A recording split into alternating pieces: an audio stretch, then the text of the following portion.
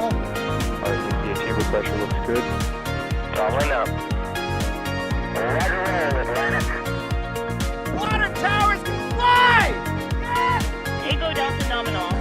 Fighting outside speed off. Bring in at speed off. Off. Yikes. You bet. Concur. We don't need any more of these.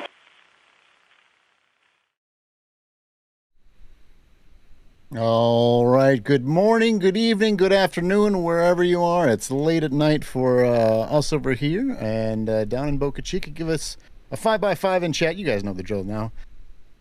Seeing all kinds of 5x5s. Excellent. My name is DK, content manager over at NASA Spaceflight. We are here for some Ship 20 engine testing, and with me I've got Mr. Jack Biner. Say hello, Jack. Hello, Jack. What's up, everybody? I knew you were going to do that. That's why, as soon as I said it, I was like, he's going to say hello, Jack. You teed it up. I have to hit the ball when you tee it up like that. I apologize, but I have to do it. Very late at night, we also have Adrian Beal over there. Hi, Adrian. Good morning, everybody. Adrian, just so everyone else knows, what time is it for you right now? It's 5:03 at the morning. Okay, the dedication is it's unreal. And then we've got Nick and Mary, I believe, both in the field right now. And let's do Nick first. Or no, yeah, there you go. And then also Mary, of course, as always, operating the cameras, being out there, just always, whenever we need them. And then we also have Mr. Michael Baylor pulling the switches, operating the stream for us. Thank you very much, Michael. Everybody give thanks to Michael as well. I feel like the operators don't get enough love. As always, do at NASA Spaceflight in chat to ask us some questions, and hope we'll be able to get to them.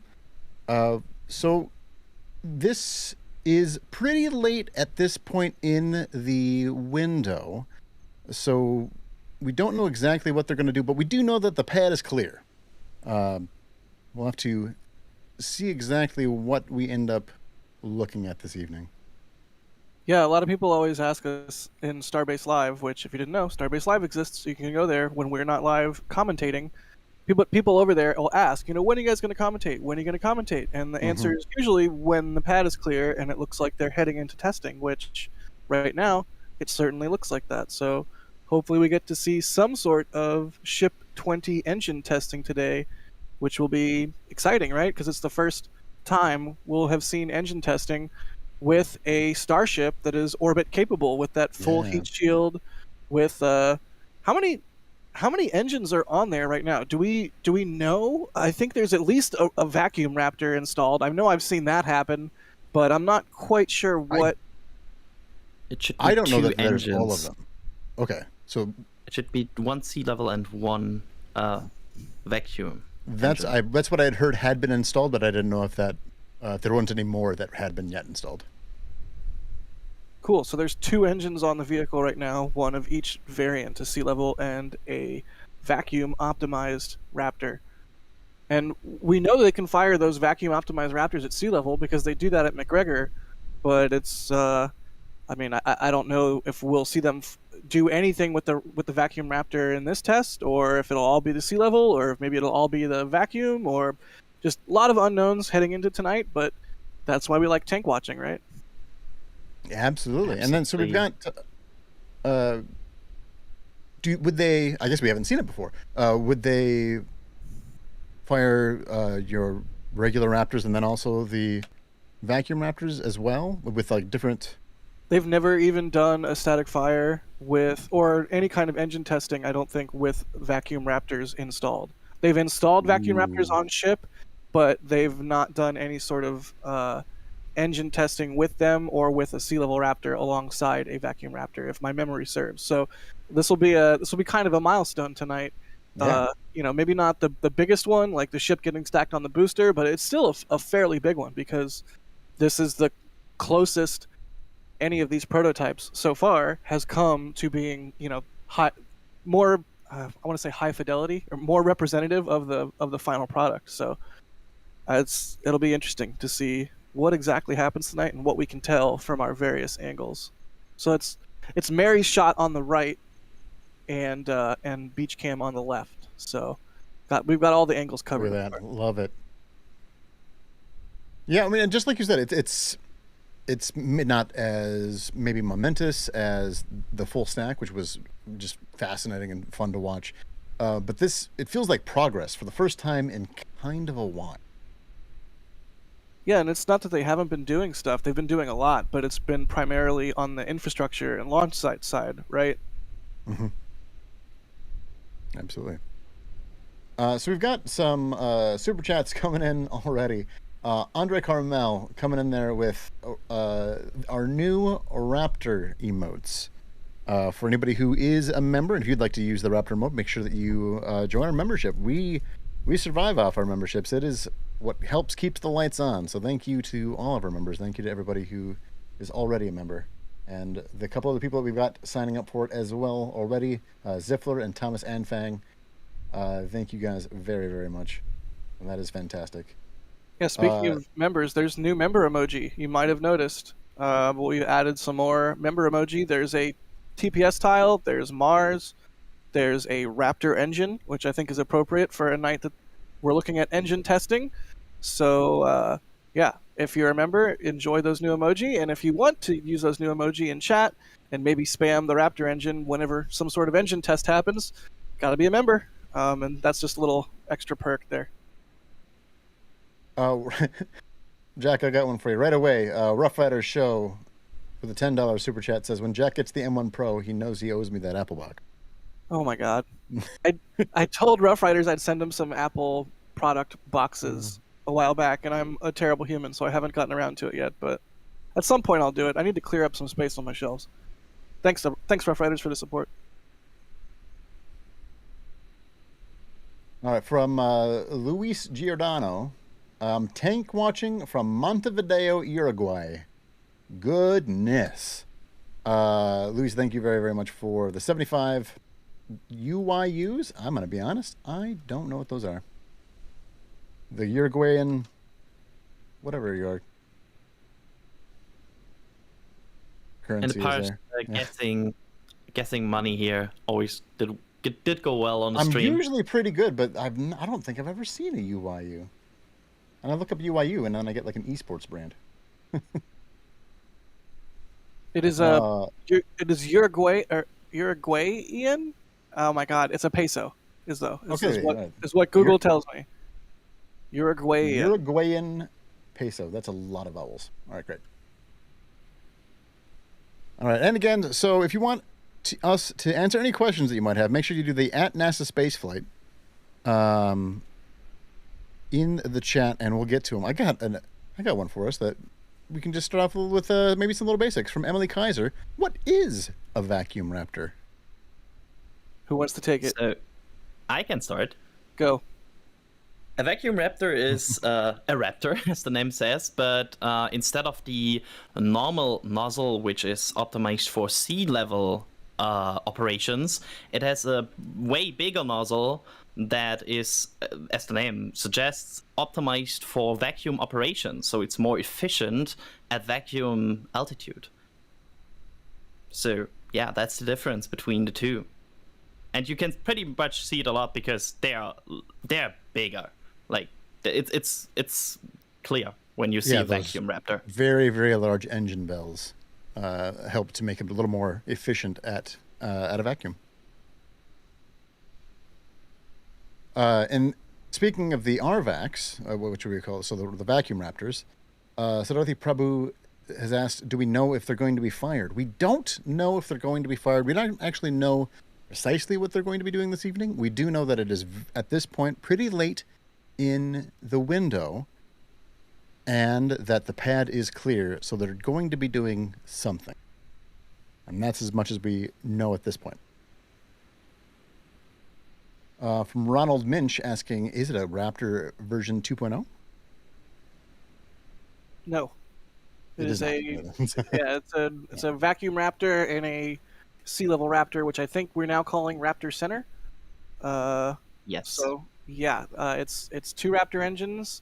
It is a sea level and a vacuum optimized Raptor. Neither of these is Raptor 2.0.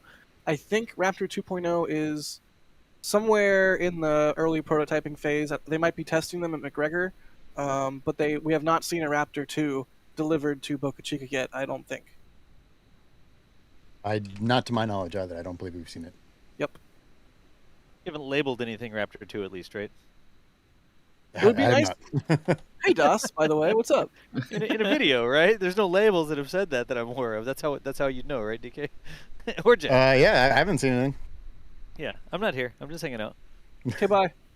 Okay, bye. Oh man. So we got some super chats and some new memberships coming in. We got Conan James Evans with a $5 super chat. Thank you very much. He asked, why do they not static fire the booster at the same time? Well, Which- Like a race? first of all, the booster is right now not on a test stand. That's like the first reason why they won't do it. The second reason is that I would expect that it takes a lot of like focus and operation to fire one of these vehicles. So I'm not even sure if you want to fire two different vehicles on two different test stands. And yeah, like also it doesn't seem like it can be fired on a transporter. Like that would be, or on a stand, that would be like very bad for the stand and probably for the booster as well. Here's a technical question that I do not have an answer for from Ahmed. At NASA Spaceflight, can you guys discuss flow separation risks with firing an RVac at sea level? Yeah, so basically the whole thing with that larger nozzle on the Raptor vacuum engine is at vacuum pressure, without that nozzle, the exhaust from the rocket expands, and you were losing thrust because it's not pushing on the surface of the nozzle as long as it could be. And at sea level, you have all of the pressure of the atmosphere pushing against that flow of exhaust out of the nozzle. And when it's extremely long and optimized for a vacuum, when that's at sea level, you can get what's called flow separation. And I am not a rocket scientist, so forgive me if I'm butchering this explanation, but essentially the atmosphere will try and creep up into the edge of the flow right there at the end of the nozzle and sort of like create little pockets of instability. Whereas if you have a sea level optimized nozzle, it's short enough that you're still getting efficiency out of the exhaust, but it is not so long that the exhaust is subject to impingement by pressure from the outside atmosphere. I think that is a pretty okay layperson's explanation. If anyone else wants to chime in with something there, but I think they fire the RVac at not sea level, but on the ground at McGregor, and perhaps there are some additional risks to firing it at this elevation so low, basically at sea level versus, I'm not sure actually what the elevation of McGregor is, but I know I say this a lot, but I suspect the smart people at SpaceX have taken that into consideration, and it will not be an issue. But that said, we don't know if they're even going to fire the Raptor vac or what the plan is there. I mean, not tonight. I think it's a fair assumption to say that they will be firing it. I mean, yeah. I mean, I don't. Not necessarily tonight. Yeah, I think that's a fair assumption. I think they would want to test all of the engines on the vehicle before clearing those engines in that vehicle for flight. So I expect to see Raptor vacuums tested on a Starship at some point, whether that's tonight or not, or whether that's alongside sea level engines at the same time. That questions we don't have answers to yet. But yeah, I don't know. Does anyone else want to discuss flow separation risks? I hope I explained that in a half decent manner. I think you did a pretty good job. Adrian, you got anything? No, I don't feel qualified at all to one-up that explanation. So, yeah. There you go. All right, so we've got a lot of comments in the chat right now that, Jack, I think that you're going to be able to help us with. From Thomas Anfang, he put in a super chat for it. First off, thank you, Thomas, for the super chat. That's fantastic. Appreciate the support above and beyond. So, thoughts on the FAA public hearing? Oh boy. Yeah, that's a big topic. I am glad that this public hearing process is part of the process, and that locals get to have their say and voice their concerns. I think, was it a tweet I saw by Michael, kind of summarizes it pretty well. Is that there's sort of three categories. There's, let's see, I'm frantically searching for Michael's tweet here. Yeah, I'm Basic looking forward to it. cheerleaders, environmental concerns, and Yes. NIMBY. Yeah, that's kind of the three group buckets the comments sort of fell in. And not to be reductionist, there's much more nuance than that, but those are sort of the major buckets. There was a lot of people who were using phrases like "you don't throw away an airliner every time you fly," and "let's make humans a multiplanetary species," which those are all phrases that we know, and I'm sure hope are become more of a reality going forward. But at the same time, a lot of those people were not people that actually live locally there in Texas. So, it's just a matter of, this is part of the process. My main thoughts on the whole entire hearing is, wow, it seems like it might be a while before we get a orbital launch and we get this whole process figured out. I don't think it's going to be a rubber stamp, and I don't think it's going to be a particularly fast process given everything, all of the moving pieces involved. But Sure. that's my long sort of roundabout way of saying, yeah, I'm glad this is part of the process. There's another public hearing. If you have public comments, especially if you're a local, please make those comments heard, whether it's during the public hearing or whether it's in email form or what have you. But this is how we get to a better solution, and this is how we get to a solution where people still have access to the beach as much as possible, while also protecting the wildlife, while also making humans a multiplanetary species. Because I want to get to space and lower the cost of access to space and get to Mars just as much as anybody else. But I want to do so in a way that is responsible to the environment and the community and the entire system we have in place for this. So just hoping it doesn't take forever. But it might. Please, if anyone else has something they want to add, but that's my thoughts on the whole thing today. Yeah, it does feels like there's going to be quite a lot of discourse in the future. Yeah, as there should be. It's a major development in a ecologically sensitive area with people whose lives are disrupted by this testing, which is not something we should just brush under the rug and say, oh, well, we got to make humans multiplanetary. We do, but we can do so in a way that takes into account the effects it'll have on the environment, community, and etc. So, yeah. Sure. Oh, and final thought, it was cool to hear Austin and also Gene chiming in with their comments.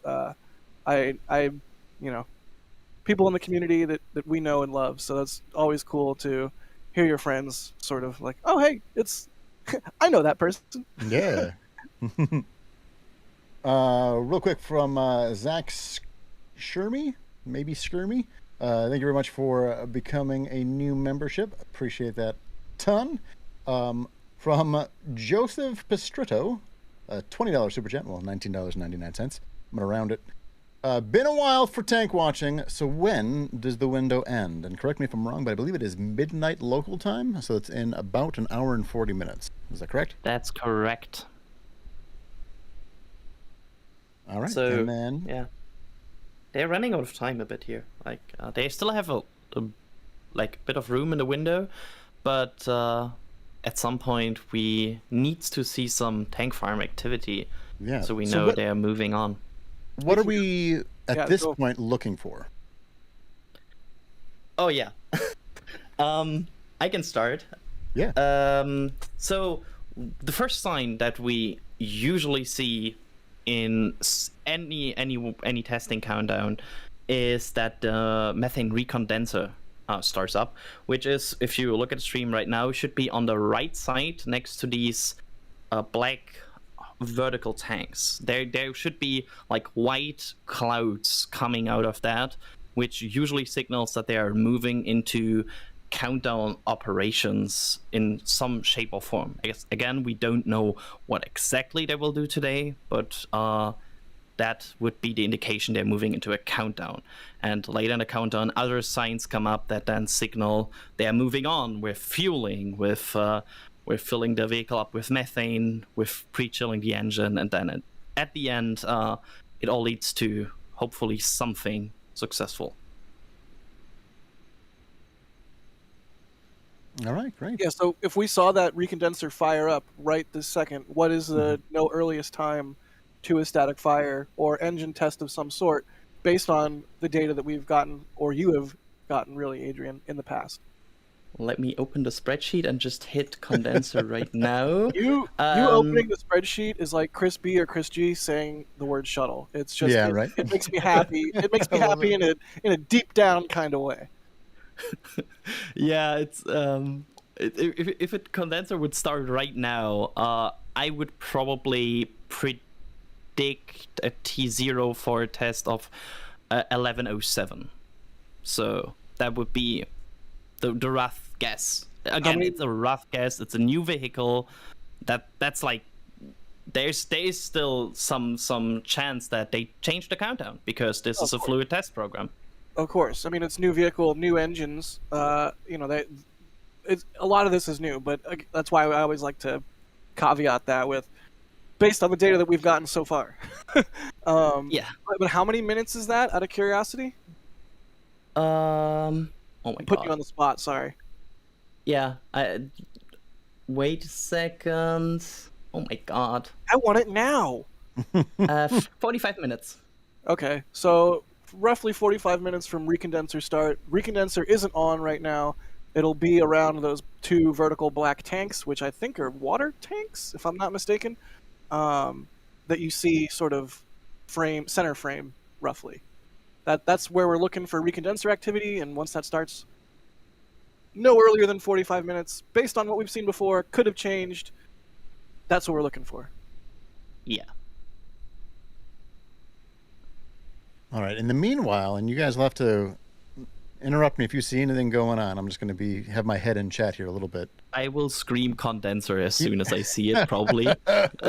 keep my eyes on it as much as I can. So, from Cole Marsh, here's one for Jack, maybe. When Starhopper started its testing, did you expect that 2 years later, this is where we would be? Oh, man.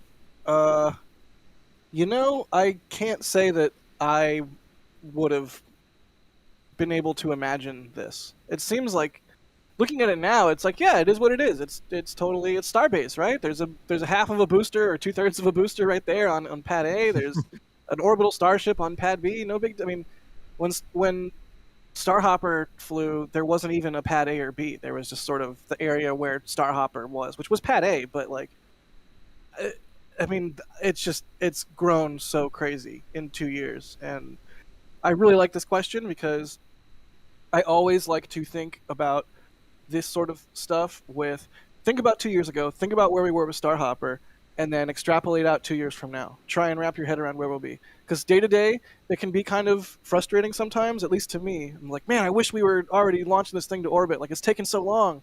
Why does this stuff take so long? Stupid tiny human timescales. But no, but that's like kind of one of the things that's like solve for the burn or whatever. Like it helps. You think about 2 years from now based on 2 years ago, and we should be in really, really good shape. Hopefully we're close to humans being able to either dock with Starship. I certainly not launch and land on it, but maybe launch in a Dragon and dock with Starship. That would be really cool. That's a really aggressive timeline, though. It's like insanely aggressive. So we'll see. Aggressive timelines are very frequently the case with SpaceX, it seems. What? Really? What? You're Not kidding. ever. All right. We got some more super chats coming in. I want to get to these guys. Andre Toms saying, wonderful work as always from you guys. Greetings from Germany. Greetings. Woohoo! Good morning. Yeah, I was just excited to hear the word German and some other German watching with me. I thought you would appreciate that. From Musical Wolves, or frequent contributor, Musical Wolves, asking a question for us. Does the FTS, which is the flight termination system, right, have to be armed for a static fire? The FTS is, to my knowledge, not installed at the ship right now. Believe that is so. Yeah. It's Correct. It's a flight termination system, not a static fire termination system. Yeah. That's a fair point. You can tell by the name. Yeah, it's right there.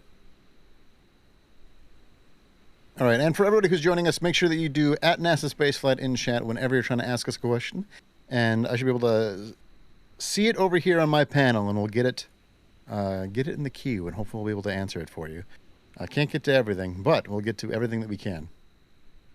Yeah, and that just quickly on that last question from Musical Wolves, the FTS is typically one of the very last things they do before we saw them launch the previous Starship tests. You can see them install 2 little white boxes. They're actually really, they're not little. They just look it from far away, but they wouldn't be installing those boxes on until they're basically ready. Within days of flying Starship. So this just being engine testing, no reason for FTS to be installed, and it is visibly not installed. Yeah, you don't want explosives on your rocket before You they don't- need to. You don't want your explosives on your explosives. Yeah. Oh my god. Oh man.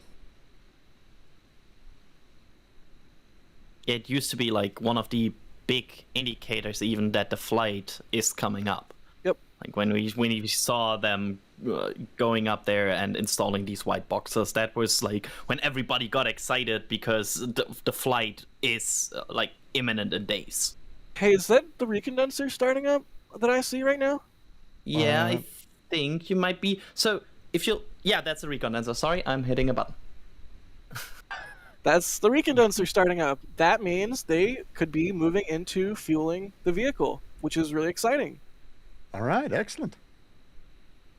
So what Adrian was saying before is that we're looking at about 45 minutes before potential something happening. That's the earliest possible. The earliest possible. Okay, great. To cover my back here, I'm gonna just say ish. Sure. Yeah. I mean, with given the information that we have and what we've seen previously. Yeah, that's the shortest time, right? And the longest time is over an hour? 1 hour and like 20 seconds. Yes. Okay, so between 45 minutes and an hour are the times that we've seen previously. Yeah. So it's getting exciting here. They're doing something. Sometime around 11:30, they're cutting it close with this window, but it's not anything that we haven't seen them do previously. I mean, the window could even be extended. That's happened previously as well. Although Yeah. I'm sure they'd like to keep it to the planned times for various reasons. When they extend it, have they extended it this late in the evening previously? I mean, there's been times where they've just gone past the window. All right, great. Yeah. I also want to add that this countdown seems to be like very milestone based, what we see in the past. So at any given point, it seems they can. I mean, we saw that even when they streamed tests, like test flights, they can hold these countdowns and they can hold them for significant times. So this is a great sign. They're moving into something, but yeah, there could always be holes. There could always be changes. And they could always be more delays. Or they make a smooth countdown and move into operations. Here's a really good question. Where are the tri-vents now? Asks Stephanie Ball, because that's the next thing after the recondenser, the really visible thing. I mean, we might see frosting on the vehicle and stuff, but once we start getting really, really close, we used to with the previous test vehicles, we saw a thing we called tri-vents, which was liquid oxygen chill-down vents for the Raptor engines. There was 3 of them, so we called them the tri-vents. I don't remember. Are we expecting tri-vents on this, Adrian? Or are we expecting that sort of to be routed into the engine bay like we saw with B3 when they were testing B3? So the reason I still doubt that is because I think the tri-vent exists for the reason that when you have a full stacked Starship, there would be an interstage there. So if you like pre-chill your engines, that substance you use to pre-chill needs to go somewhere, because if the interstage had like no escape for that, you would basically fill up your interstage with gas. So that's the reason why I think that Starship has a tri-vent and the booster has not. So yes, I would expect that it still exists. Interesting. I wonder how that will be dealt with the tiles and whatnot. This is going to be a very interesting night with some new stuff, I suspect. Yeah, I'm excited. So we've got, excuse me, we got a quick one from Chris Kotzak asking, will this be a longer duration burn or kind of like a BN3 burp? And at this point, we don't know exactly what testing will occur, so we can't really speak to exactly what will happen. We just know that at this point, it's looking like definitely something is going to be tested. Got new member from Winter. Thank you very much for the new membership. Helps keep the lights on. And then we've got one from, we got a super chat, a $20 super chat from Josh Ritterhoff. Thank you very much, Josh, first off. Are we 100% sure the FTS isn't installed yet? S20 has aero covers over the area where the FTS was installed on prior class ships. Makes sense to move to electronically armed FTS for future ops, no? I mean, it's so far from flight, I would be very surprised if it had explosives on the side of it right now. Yeah, I mean, It's nowhere near flying.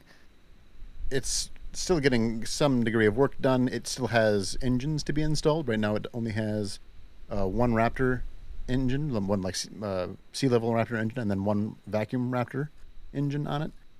I can't imagine that you would also want to have explosives while, working on it. It's not hopping from this pad. Like it's not hopping from here. It's not like the days of old where we'd be going for that the high altitude test flight, and then the FTS is on. They're taking the chains off. Like this isn't even the right pad anymore. It would be going all the way over to the orbital pad.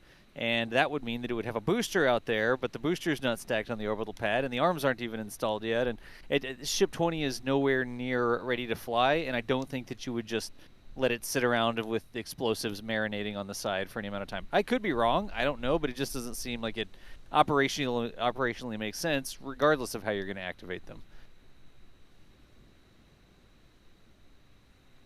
So we got a question that has shown up a couple of times now that I just want to address it quick. Somebody's asking, Matthias L. Donate, asking why B3 is still standing there. Will it be used for insert reason here or not? And I don't know that we know of anything. We don't know. Yeah, it's still there. Yeah, it's standing there and confuses everyone. I suspect Well, it's still standing there. It's just a matter of they'll get to it when they need to. They don't need Pad A right now. They are focusing on other things, and when they need Pad A, they will just take B3 down and scrap it, or throw it out back with SN15 and Ship 16, which I doubt, but that's probably just going to be scrapped, and they haven't done it yet because they're diverting those resources to other more important things for the moment. That's what I suspect, anyways.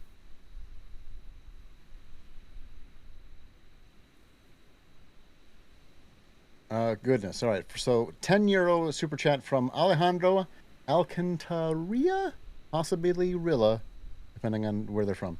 I'm not German, but I'm sure my name is equally hard to pronounce, eh? See, I would have any excuse for sending you guys some money, but I don't have, so hey, have it anyways. Ha, love you. Thank you very, very much for the support and for the super chat. Appreciate it a ton. Thank you, thank you, thank you. Thanks, Alex. All right. I'm going to answer this one because it's Musical Wolves, and they just participate a lot. Asking, can we have a voting poll on tile loss guesses? Oh no. Oh, good grief. For tonight, I don't think that they'll have any. That's my bold. vote. That's my vote. That's bold. I hope. Yeah. I mean, I guess it depends on what they do. Yeah, that's fair. If they fired both engines, which we don't know if they're going to do, we don't necessarily think they're going to do, but I'm just saying hypothetically, if they fired both engines simultaneously, that's a lot. I mean, that's significant force. I wonder if the tiles all stayed on after that, I would be fairly impressed. Would they be firing both, or would it be one and then the other? And that's why I preempted that Sure. so much. I'm just trying to think of like the maximum So like scenario. just the maximum amount of force that could Yeah. actually occur on it. That makes sense. Currently possible with this setup, so it's a range between that and between a single either one of the Raptors doing something, even just like an aborted startup or something like that. That probably wouldn't produce very much force at all. So yeah, I guess it kind of depends on what they end up doing tonight, which we don't know. We just expect some sort of engine testing. And again, because there's one sea level Raptor and then one single vacuum Raptor on ship 20. Yep, correct. And we'd anticipate them testing both of them, not necessarily this evening, but certainly soon.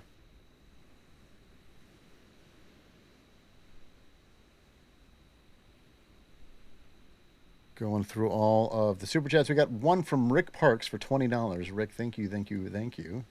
Appreciate it a ton. Let's see. Okay.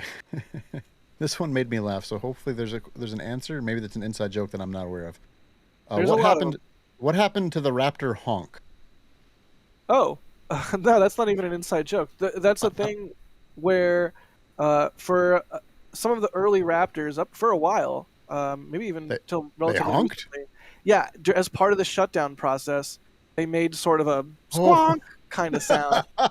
And I forget if we knew that the honk was like good or bad or indicative of any particular thing. I think at one point, at least on the test stand, there's an Elon tweet about a certain megahertz honk. Oh my god, it's been a little while, but yeah, it was the thing Raptors did when they shut down. I don't think they really do that anymore. If you hear any kind of groaning or crunching on shutdown, that's probably not good. But that might, maybe we'll get Return of the Honk, and I'll have Return of the Mac stuck in my head for a week. But yeah, I don't know. I think the answer is they solved it. They solved whatever problem was causing that. I mean, but then I hesitate to even call it a problem. I think it was. I'm waffling here. Anyone, sure. throw me a life preserver. Somebody. We just didn't know if it was any sort of nominal or intended noise. If it was just something going wrong with it. Okay.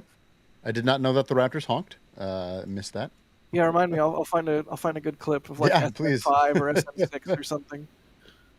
From Ahmed, $20 super chat. Do you guys know how many ships and boosters are in work at the production site, and any noteworthy changes seen in the next iterations? So we've got Booster 5 being assembled right now. Yes, that's the obvious one. Booster 5 in the high bay. We also saw parts of ship 21, and I think even 22, right? I think we saw some 22 hardware already. And yeah, I was gonna say that's possible. I haven't seen it myself yet. The thing is that there's a lot of rings and a lot of parts at the build site.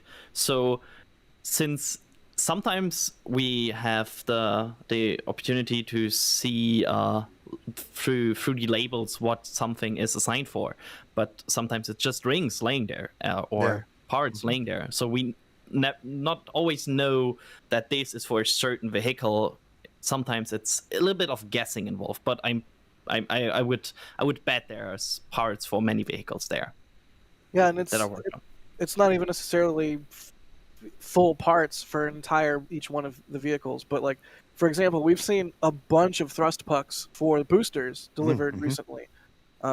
So I think that they probably have thrust pucks there for booster like 8 or 9, or maybe even beyond that if we missed some, or if I'm miscounting or misremembering.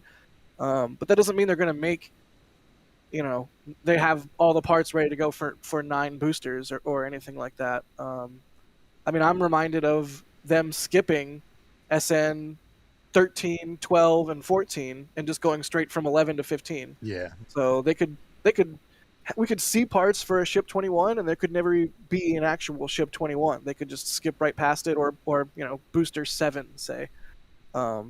It's sort of it's like a giant stainless steel Lego box that they can pick and choose which parts they want to ultimately create a vehicle out of. Yeah, absolutely. And it's exactly like you said, where it is absolutely not outside the realm of possibility that after the launch or even after certain testing that they go back and end up skipping maybe even Booster 5, maybe even Ship 21. We don't know exactly where that's going to end up, if the Ship 21 or even Booster 5 are going to be fully assembled, and even if they are, if they're going to be tested themselves. Yeah, we don't know if Booster 4 is going to fly. We don't know. I mean, just look at Ship 16. It's just sitting up there. Exactly. Never flew. Breaks my heart. Was ready to go. It looks real pretty. It's a nice little trophy. So yeah, always good to keep that in mind. So I got a little, just a great one from Brian Banks. He put in $25 in a super chat. First off, thank you for the support. Hey guys, my opinion of why Booster 3 is still there. They'll probably weld a top with grid fins and use it to practice lifting with the chopsticks so as not to damage B4 prematurely. That is not something that I had heard yet. I mean, we've talked about how there isn't anything there, and they wouldn't, for what it's worth, lift by the grid fins. There's a little hard point just underneath the grid fins that they would actually lift it by. But I guess it is in the realm of possibility that could be why it's still there. It would kind of surprise me if they made an entire test article just to practice with the tower. I mean, that's not really like the whole thing is, test as you fly, and you don't fly with a weird shorty booster. You fly with a real booster. Yeah, that's fair. But that's that's just me. I mean, grasping onto an idiom and extrapolating from that. Who knows?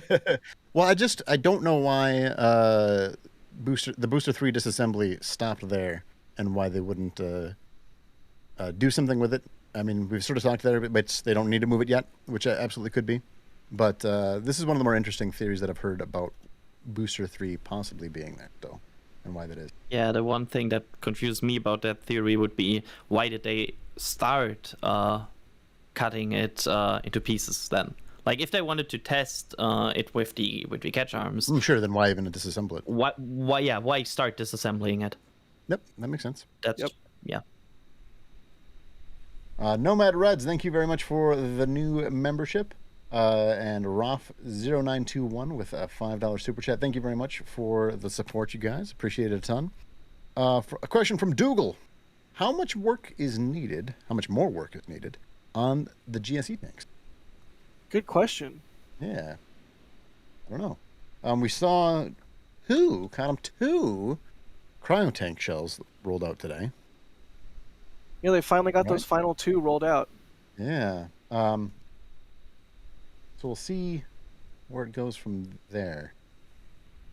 Yeah, it's hard to say how much more work the tank farm needs. The orbital tank farm. It has started to sort of come to life. We saw the first liquid oxygen truck or trucks head there and offload the other day. So that's a good sign.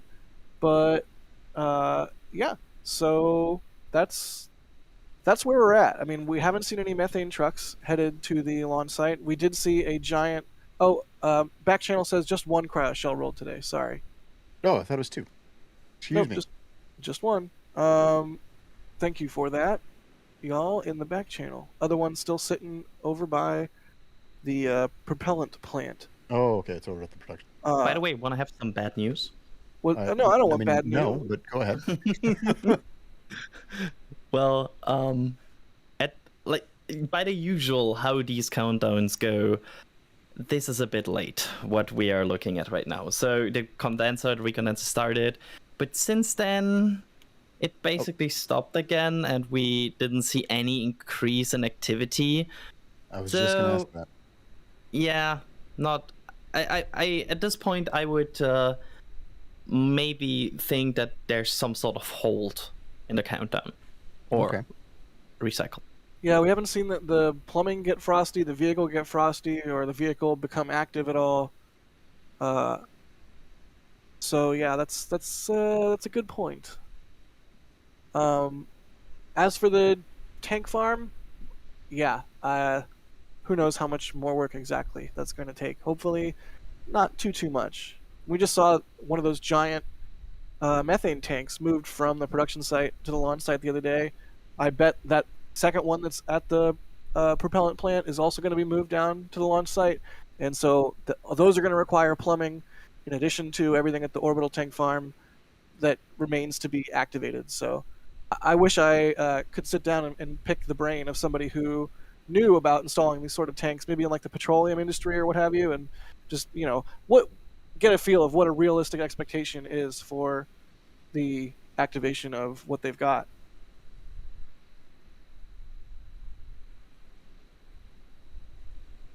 Boo, Adrian, you're bad news. I don't like Sorry. So we've backed it up a bit. So we've got just pad clear still. Is that a Well, vehicle yeah, I mean- down there or just a light? I think it's just a stationary light. Never mind. Oh, okay. Oh, I see Yeah. what you're looking at. Yeah, no, yeah. I think we saw no vehicle going to the pad. So that should be clear still.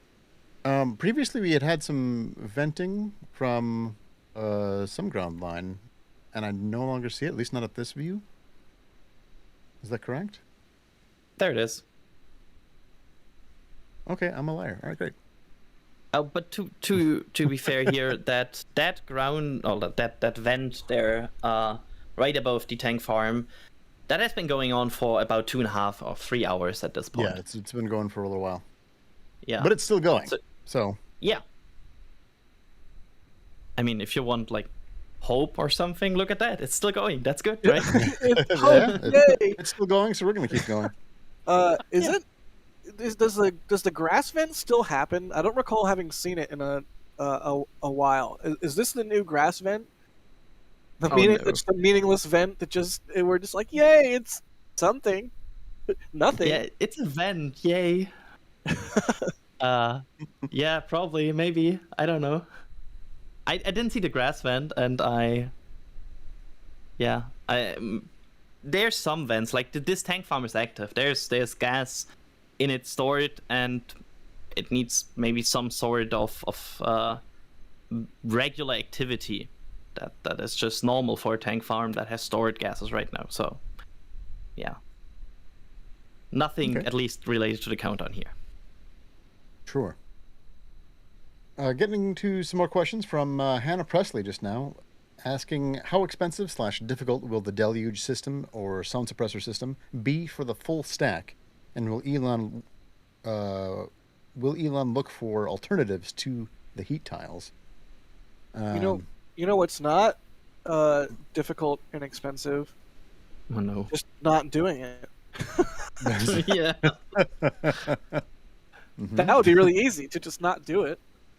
But who knows what they're going to do. That draft environmental assessment even said that SpaceX, at least at the time of the writing of the document, was unsure if they were going to employ water deluge sound suppression system either into the plume itself, or I think it was just into the plume itself. I think they'll probably be I forget exactly where it falls on that, but even SpaceX is still unsure, is the takeaway there. And we actually produced a video about the draft EA, and you can check that out. And I'm going to post it. And there, Yeah, good call. watch it later. It's But a for now- super good way to get a quick overview of a lot of what's in there. Yeah, Like, we there- tried to do our best at condensing a lot of information. It's many, many pages that was in there. You could almost say recondensing. Oh goodness. Sorry. Here's a comment I have on the public comment period from earlier. Mhm. One of the commenters mentioned building a second road, and at least one of them mentioned building a second road, which is a common question that we get. What if someone just built a second road to the beach? They wouldn't have to do closures. The environmental, I was like, aha, you're commenting, but you didn't read the environmental assessment, because if you did, or if you had watched our video, then you would know that they don't plan on, at least in this form, things could change. They don't plan on building a second road. What they do is they plan on building 2 or 3, I think it's 3 turnouts. Recondensers on again. Hooray! All right. Sorry. No, you're good. 3 turnouts, so the minimum wait time when they were moving something would end up being something like 20 minutes. So, so no second road, just a series of turnouts that allows people to allows the test article or whatever's being moved to sort of turn out, and then people can pass, and then it starts moving again. I assume is how they'd be used. But that's really quick romp into off topic. Sorry. No, you're good.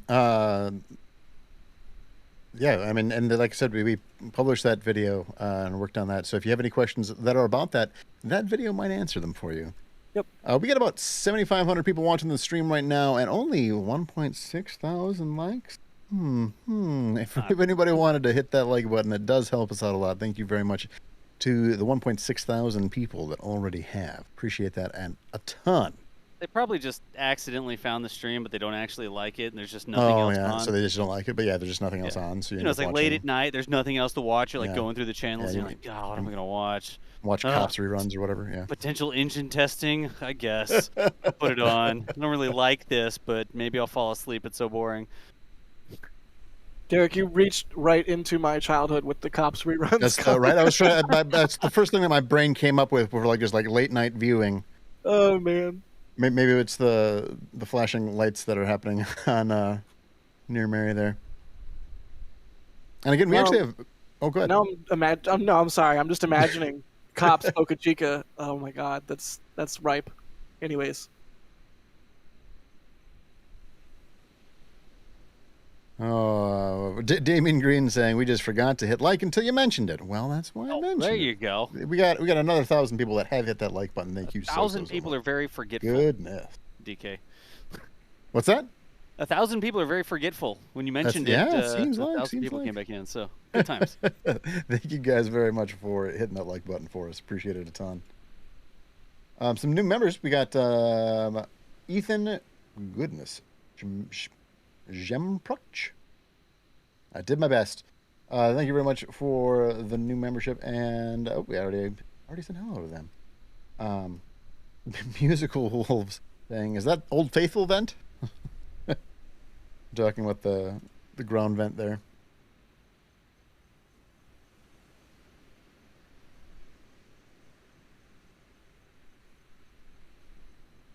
Flipping through all the questions that you guys have coming in here. And now it's a lot of people just talking about liking the video. Oh. Ralph Chilton with a new membership. Well, actually, not a new membership, but a membership renewal. Thank you very much for helping us keep the lights on, Ralph. Appreciate it a ton. So long as we're waiting on the next step. So, Adrian, you said that the recondenser happening is happened-ish. So to explain this again, there is a thing about the recondenser that sometimes it moves into like an on-off pattern. We saw that before, but I think it's still on. Like I see it there. It just went again. Jiggling the handle? What do you mean an on-off pattern? Yeah, sometimes it turns on and off and on and off, and it does that for like a bit of time. So it's not always easy to spot it, especially when the wind is not really good for it right now. Sure. But in theory, we would see after the recondenser a significant increase in off-tank farm activity, which so far has not happened.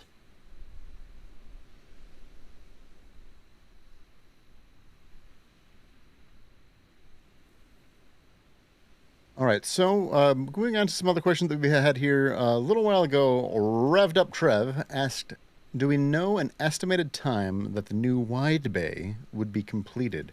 I haven't heard anything as far as a window to get that operational. Does anybody have any information there? Hang on, I'm going to look up when the high bay was started.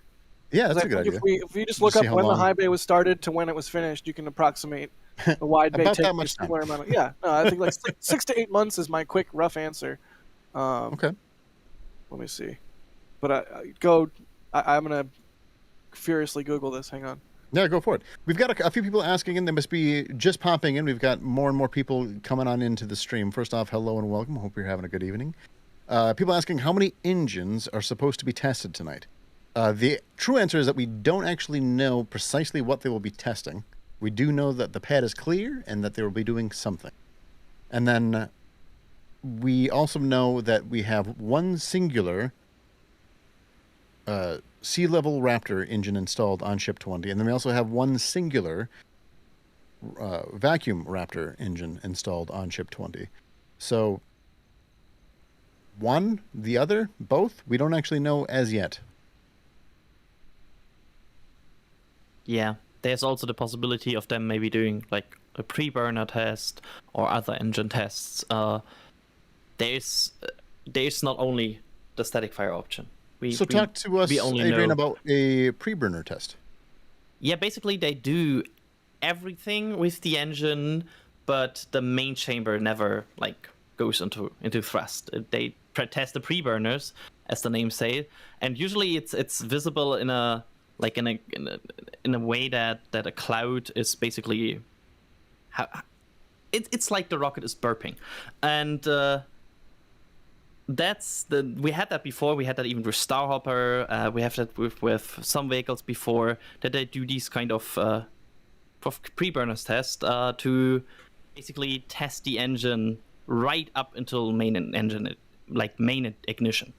Yeah, and one of the things you can see visibly is there will be fire or brightness from an engine, from engine activity from the engine starting up, but no actual thrust produced. And when you see a static fire in comparison, or an engine firing in comparison, it visibly kicks up a whole bunch of dust because it actually has produced thrust. It is producing thrust. It's just locked down, and not and also not enough to like a less than 1 thrust to weight ratio. Well, for a preburner, there isn't. Yeah, thrust but not for preburners. Yeah. Yeah. The big difference, to sort of make that really simple, for a preburner test, you're going to see a big flash of light, but you're not going to see a big cloud of dust. And for an actual static fire, you expect to see the flashlight followed by a big cloud of dust, indicating that they actually created thrust that went down to the ground and then blew up a bunch of dust around the rocket. That's the real difference that we would see here, just visually on the stream. Oh, the recondenser. What now? It's on, it's off, it's on again. Like, what's Yeah, it's really on. So, again, Adrian, for people who are watching the stream right now, what are you seeing when you're talking about the recondenser? There's this white, very like, not. I think you can say like a very white cloud of venting that is coming from the tank farm directly, which is the methane recondenser, which is spooling up, and it's usually the first sign. So that's the first thing we usually see before they get into all the countdown activities, and seeing that is a good thing. Like, I'm excited for that, actually. Yeah, you can see that just a little bit of something going on over on that right side by all those sort of smaller tanks. In that regard, so we've got a couple of questions with it, asking, what is going on when the condenser is on, and sort of exactly like you said, it's recondensing the gaseous methane from the cooling the tanks in the feed system, right? Yes. Yeah. They basically, as I understand it correctly, they bring methane from gaseous to liquid form. Since they need in a liquid form, they fuel the rocket with liquid methane. Sorry, not nitrogen, methane. Previously, there was a flare stack that just burned off the excess methane, but this was so cool. This recycles it, and I think what's unclear to me, or at least not super clear, is that gaseous methane coming from the ship, from the methane tank in the ship, or the tank farm, or both, or just wherever that gaseous methane is coming from, it uses liquid nitrogen and cools it down and allows it to be reused rather than just vented and burnt, which is just a waste. Oh, and follow up on the when we can expect the wide bay to be finished. Oh, yeah. It looks like the first portions of the high bay, like the first walls, started getting put in place in early July of 2020. So you can figure, and I think Booster 1 was stacked in it in March.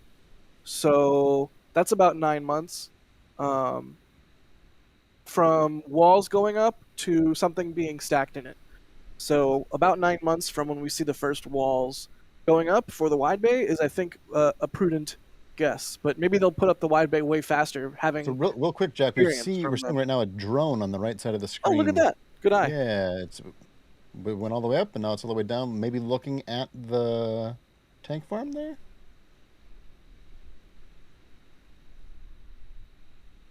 Interesting. Yeah.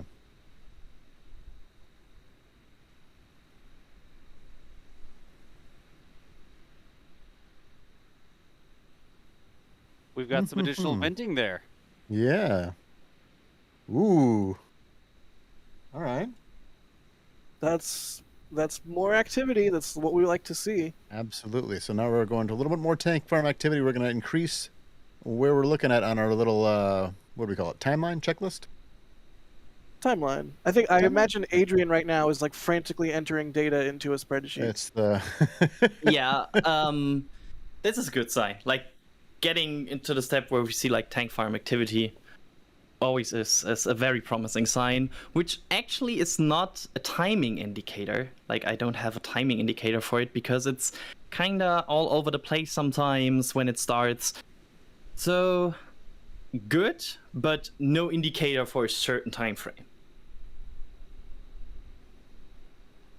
Okay. All right. Well, in the meanwhile, let's thank David Kelly and Dean Harbold for the new memberships. Appreciate that a ton. Absolutely a ton. Again, it helps keep the lights on for us here. Appreciate it so very much. So, let's see. All kinds of super chats coming in. If we don't get to your question, it's not because I don't like you. It is because we have a lot of them. And I appreciate everybody who has gone above and beyond and contributed a little bit extra to NASA Spaceflight. Appreciate that a ton.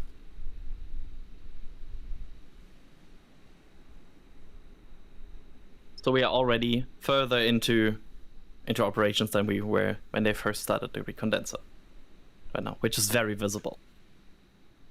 Yeah, clearly moving further into testing than we've seen them get so far tonight. So now I guess we're looking for the vehicle to get frosty and maybe start venting and whatnot. There is also, to explain this, there is also another indicator which sometimes is not perfectly visible, but sometimes there are ground lines that go to the vehicle, so the vehicle can get fueled. And sometimes, if the wind is right, if the humidity and everything is right, you can see the cold condensation basically going a path to the vehicle. You can basically see it started getting fueled. But that's always hard to spot. So we will see if we can see it here. It's cool when we can see it.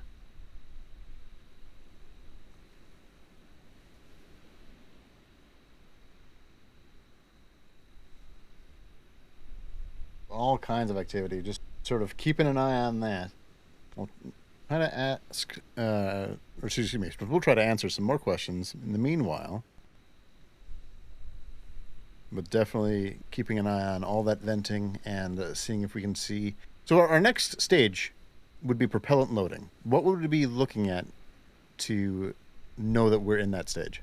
Vapor Watch from the vehicle. Vapor from underneath the engine bay area, sort of coming from that aft dome, having been filled with the lower tank is oxygen, right? Yeah, it's oxygen. Being filled with oxygen, and also the vehicle itself venting out of its sort of midway up ports. Sure, yeah. You can sort of see the little black dot right midway with the camera that we've got on. Yeah, that is an access hatch, but it's right around there. But yeah, so we'll look for activity from the vehicle itself right now. Also, it getting frosty is typically a good indication that it is being loaded with propellant.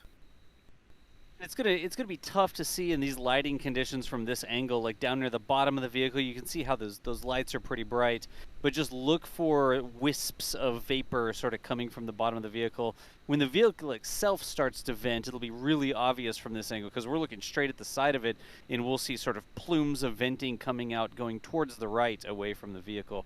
But when it starts, I guarantee you, everybody on here will be like, "Oh, there it goes." So just put your mind in coast mode and watch the video, and then we'll call it out whenever we see something interesting.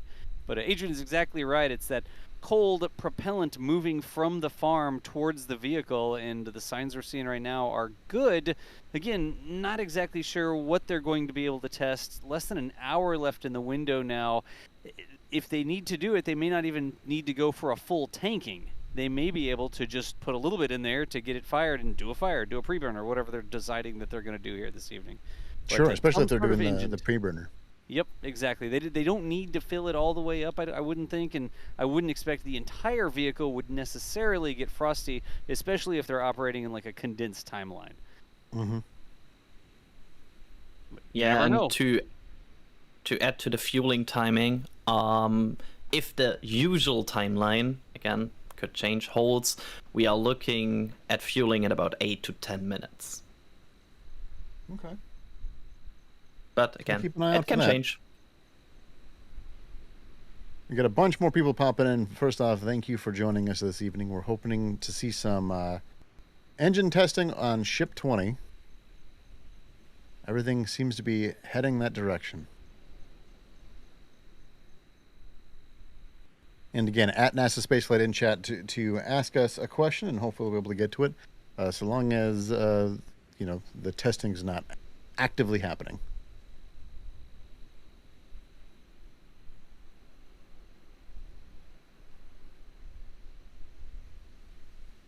So we've got a question or a comment, really, from Buff4BCS saying, I swear I see some vapor floating under S20. And I think I see what they're seeing, but I think that's just sort of a trick of the light. I don't think that we were seeing any kind of vapor coming from down there as yet.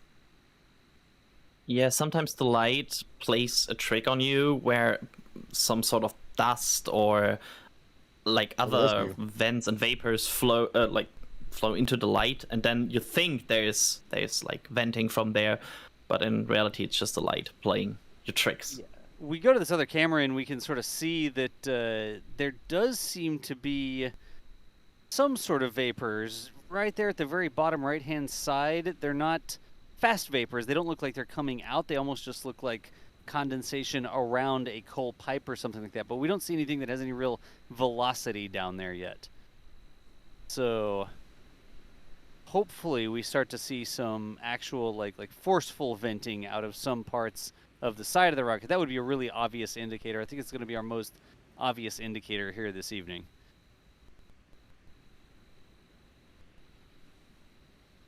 You always just want to like stare at the little space on the bottom of the rocket and watch to see if you're going to get any right, just any little teeny tiny vapors come out of there. Get really close to my monitor. Yeah, exactly. I'm gonna squint down to like this, 2010.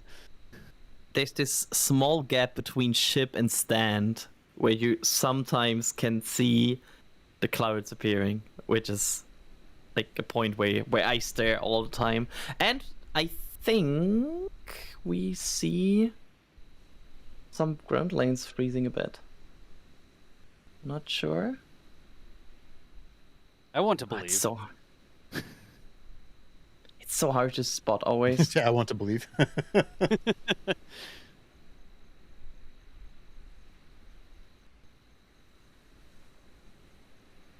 So a good one from Stephanie Ball asking, have they fully loaded the ship for previous static fires? So I guess the question really is, how much propellant are we loading in for static fires, or even just for preburners? Adrian, do you have like I'm not percent sure. of ship frosty graph somewhere? Sadly, no. I know they most likely load a little bit more into flights than into static fires because the countdown is slightly longer. Like, it's not a lot, but a bit. But besides that, we don't really have a clue, I think, about fuel load.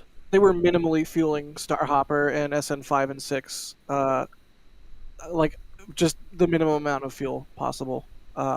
So I don't think we've seen them fully loaded up for a static fire before. All right. So here's a little challenge from Peyton Baksh. I learned better with analogies. So would you say right before the test that this area will basically be like a teapot when you heat the water from the inside for some tea? Anybody have any good analogies? May I interrupt for a second? I wish you would. I think we see the vents now creeping over that small, I think it's a berm. You can see that the vents are not longer coming from the tank farm itself, but are kind of coming from the right of the berm. And that is usually the indication that they start fueling. You can sometimes see them coming more from the right, like almost as they would come from below booster 3, which obviously isn't the case. But yeah, you can see it right now a bit, that they're not coming from the recondenser anymore. So that's another step that I think indicates that they are close to start fueling the vehicle. But not quite to the vehicle itself yet, right? Yeah, but at least they're starting to get in the right direction.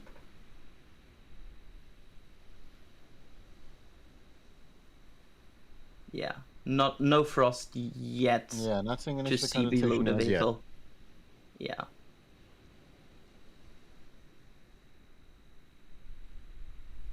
But it might happen soon. Classic tank watching. It might happen soon. Yeah, it's TM. There you go. Good T-shirt.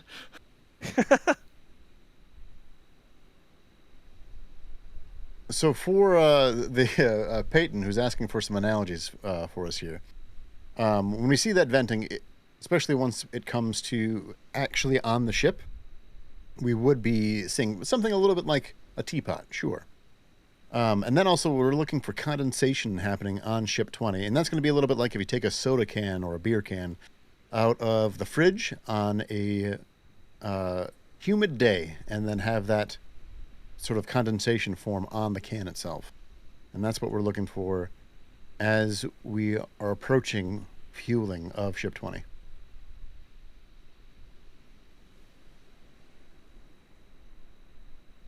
It's really tough to see what's happening with the venting down there with the yeah. Very bright. I do think with that shot from Mary on the right, we'll be able to see it as we get some condensation in that engine bay area. I'm way too close to my monitor right now. Is that... All right, so we have a brand new launch director member that I wanted to shout out, Biff Pope, with the new membership. Thank you very, very much. That is some, again, support above and beyond. So we have one here from LB. What is the purpose of the engine chill? You don't want to be running cryogenic liquids through metal and delicate machinery when it's warm. You know, you don't. We want that cryogenic liquid to. Are we seeing fueling now? Because that's a lot of vent. Yeah, it's definitely getting closer. Like, you know, there's no tank farm there where the vents are now. So that's the lines that lead to ship 20 here. So I would feel confident to call this at least close to fueling, if not fueling. Sometimes the clouds doesn't get like they stop kind of halfway to the vehicle, and suddenly then the vehicle starts to vent. So this could be fueling at this point. This angle gives it really good context. From the other angle, it looks like the ship is already covered in, you know, vapors. But from this angle, you can see those vapors are very much in the foreground there. Yeah, there. Thanks, Michael. That's very much in the foreground of that other shot, and there's not actually a massive amount of vapors coming from ship 20 itself. It actually looks like there's a ton of vapors coming from the base of It looks like it's coming from 3. Booster 3. Yeah, that's over there. It's like, what's going on over there? But Adrian's exactly right. You may see this, and it may get to the point where all of a sudden, you know, there's lines that are insulated or whatever over to the ship, and then all of a sudden something springs out from the ship itself because it's been going in that direction. So we're still watching the ship, but the context here, that's why we have the cameras in multiple angles, so we can watch from different angles what's going on, and sometimes you get a little bit better understanding what you're seeing when you can look around. There you go. And suddenly Booster 3 starts venting. No, I'm joking, I'm joking. Yeah, right? I mean, from here on the left-hand camera, you can see that there's no real vapors underneath Booster 3. Booster 3 is the sort of half rocket on the left-hand side. It's just been sort of holding down Pad A there. Ship 20 is the one right in the middle there that actually has the pointy nose and the flaps on it. That's the Starship itself.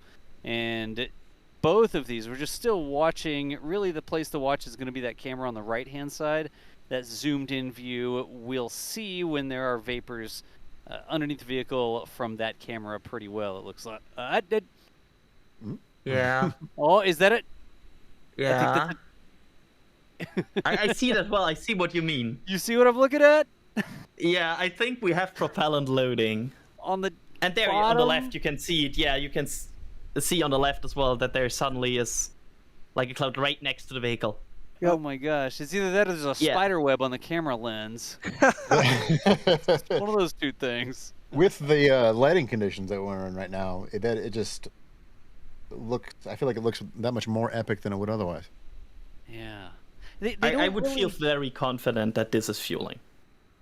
They don't really have the ship lit up from this angle. Like, there's not big spotlights pointing on it from all angles or anything like that. Of course, all they're not doing it for our benefit, which I'm a little. Exactly. Yeah. Little myth, their but, sensors can see what's going on, like all their instrumentations on the ships and pressure gauges and all this sort of stuff that they can monitor remotely. They certainly know what's going on, and they don't have to point a big spotlight at it to know what the status of the ship is. But it makes it a little bit tough for us to see sometimes. Yeah, I sure wish it was sitting on pad A. I mean, just look at all the lights on booster. Yeah, it'd look amazing from there. Very well lit. Yep. I don't know that we're ever going to see a Starship on pad A again, because they modified it with the booster adapter, and it no longer fits out of a Starship. Remember how they welded on it for nights, day in, day out, day out? There's welding and sparks coming from it, and then got that booster adapter on it now. So. Yeah, that's not a bad point. I mean, in my head, I was just thinking they would remove the booster adapter in the same way that they removed the thrust simulator or installed the thrust simulator. But you're right, they welded on that thing for quite some time. So, fair point. I hadn't thought of that, and it kind of makes me sad because I like Pad A, but that's okay. Pad B is really cool too. Yeah, I mean, Pad A it's a great view of Pad A there, but you never know. I mean, hey, it wasn't there. It used to be an empty field, and there was no pad at all. So just because they slapped a couple pieces of metal onto it doesn't mean that they couldn't unslap the metal from the pad. So I think it's a technical term. We're seeing an orbital starship fueled up. Oh, yeah. Oh, it's venting. Look at that. Yeah, there's a vent. You can see it on both. This is a big day. So we're looking at that vent pretty far down, almost at the ankle of the ship. It's sort of halfway up the flaps. In the tri-vent area, if memory serves. Okay. Yeah, but we sometimes see that starting before it's really like the real tri-vent, and I think based on the timing we have, I would think that is the case here as well. Yeah, it's not the tri-vent, it's just in that same sort of area. Right. Yeah, the tri-vent is really like significant. And it's like a spew of liquid almost, right? Like it's like an arc coming out of those vents for at least. Oh man, I miss this. I miss this, you guys. Yeah. It's been a minute. Said it's a mono vent. It's not a tri-vent, it's a mono vent. Real quick, we got one from Space Ignorant saying, at NASA Spaceflight, so awesome having Mr. Spreadsheet on the stream to walk us through this stressful time. Stressful time, nice. And again, remember, that's one of our big... Oh, go ahead. Go ahead. Oh, I was going to say, especially since it's like 6 a.m. for Adrian. Yeah. That's, we're talking about the tri-vent, and we don't really expect anything like the tri-vent anymore because of all the thermal tiles on one side. So you don't have open vents, like holes in the side of your TPS, your thermal protection system. So we expect the venting to happen from this perspective, like the left-hand camera, to the right-hand side of the vehicle, because that's sort of the leeward side that doesn't have the tiles on it. And so we don't really expect any big venting coming from the left-hand side of the vehicle on that left-hand camera. Just because, like Jack said, this is an orbital starship, an orbital class starship, an orbital starship that has those tiles on that left side. So yeah, I mean, I'm curious what the situation is going to be end up being with that. Whether they're all routed to one spot, or I mean, when we saw Booster 3 tested, they didn't do any static firing or anything with Booster 3. Oh wait, yes they did. Right? Oh my gosh, I'm getting everything mixed up now. But they did. Yeah, when they did static fires with Booster 3, we saw those individual chill down vents were sort of on each individual engine. So maybe that's what they end up doing with the ship as well, or maybe they are all routed to the leeward side, like you're saying, or I don't know. I'd be pretty surprised if they remained in the same place. But we were talking about that a little bit earlier. And Adrian, were you saying you thought they were still going to be there somewhere, or what do you have any inkling on this? Because I know you're going to be watching for that really closely as you try to add data to your spreadsheet. Yeah, I still think they need to have some sort of vent to vent away the engine chilling, because usually there would be a booster there. So you kind of don't want to just vent into the interstage. You need to have some sort of opening to release the pressure if you have something going through your engines, because you would, in a flight scenario, you would chill these engines before you have MECO and the ship flying by itself. So they need. I would expect there is at least some sort of release vent there. Yeah, and I guess it wouldn't be a tri-vent anymore, no matter what configuration, because there's going to be 6 engines and not 3. But tonight there are 2, so I think the most of those types of vents that we would expect to be able to see would be 2, right? Yeah, I could see that. Like, we usually saw the corresponding amounts of vents to the engines that were tested.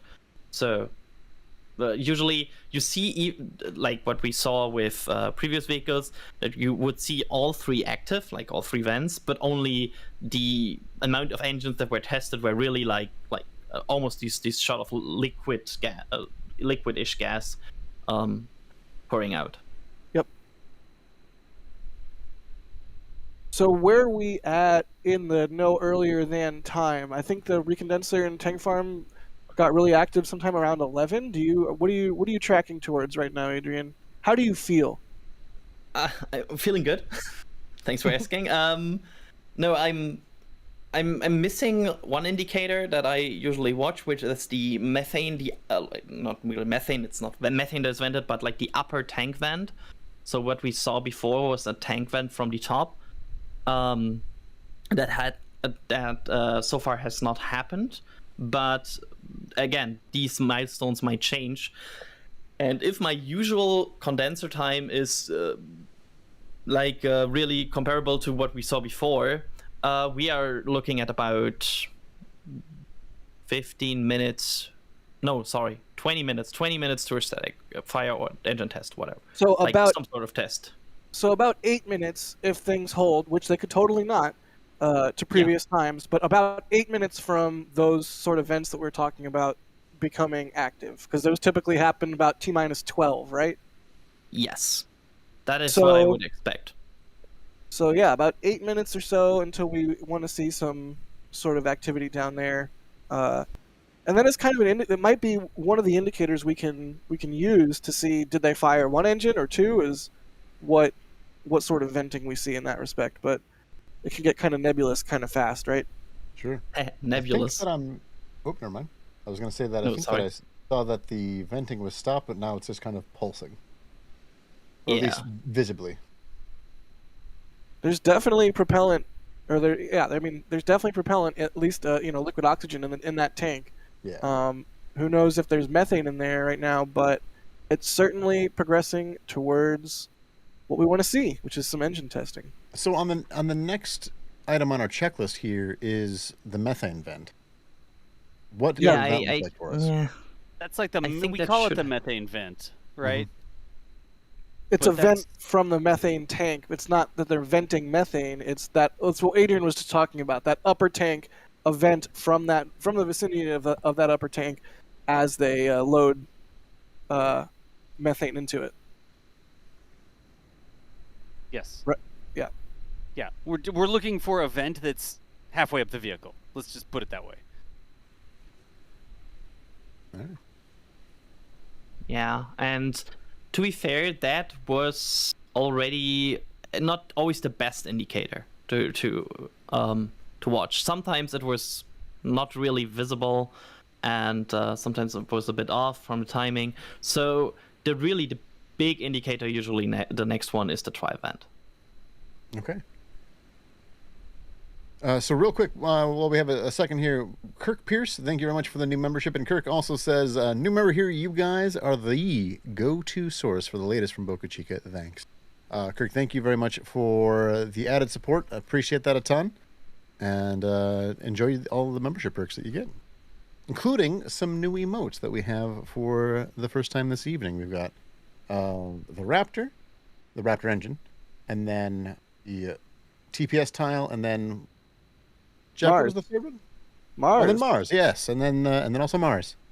Yeah, so now with just emoji alone, you can say Mars, y'all, in chat if you're a member. Mars, y'all. Which I just did. Good times, good times. I like if you're in dark mode, the TPS tiles, we may need to like change those just a little bit. But I wonder if chat could actually tile the YouTube chat with enough tiles to. Do they fit together? I mean, I guess So they're not hopefully they gonna don't fall exactly off. I don't know. Yeah, exactly. We'll see. That would be amazing if tiles started falling down chat. Really, got some really strong venting happening now. Sorry, mods. There we go. Look, that's about as consistent as the early tiles they had on the side of Ship 20 before they all fell off. Now we need some stripes on them. Look at that. See? That's what I was trying to There get. you go. Thanks, chat. I'm just spamming tiles into chat. Nice. What have I done? Spam too much, Nightbot will get angry, by the way. Oh my, yeah, what have we done? What have we done? Yeah. Nightbot is having a field day. Yeah, thanks to Pauline for making those. We've all wanted some more emoji for a while, and we've got them, and she's going to make more, and so, you know, it's not just going to be the same static set. Maybe we'll have more every now and then for members to enjoy, and this is the current new batch. Raptor, Tile, Mars. Yeah, that's if you're new to YouTube, you don't know how you get those.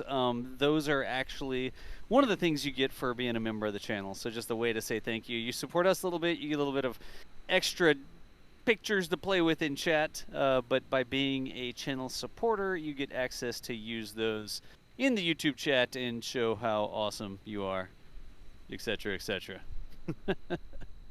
Just So don't thanks, post too many all on the same message because Nightbot gets grumpy. Yeah, exactly. It'll start timing out and stuff like that. Yeah.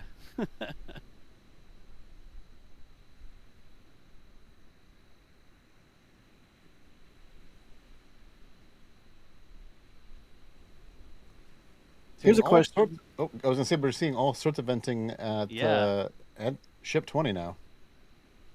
Do we have more than one vent happening now? It's.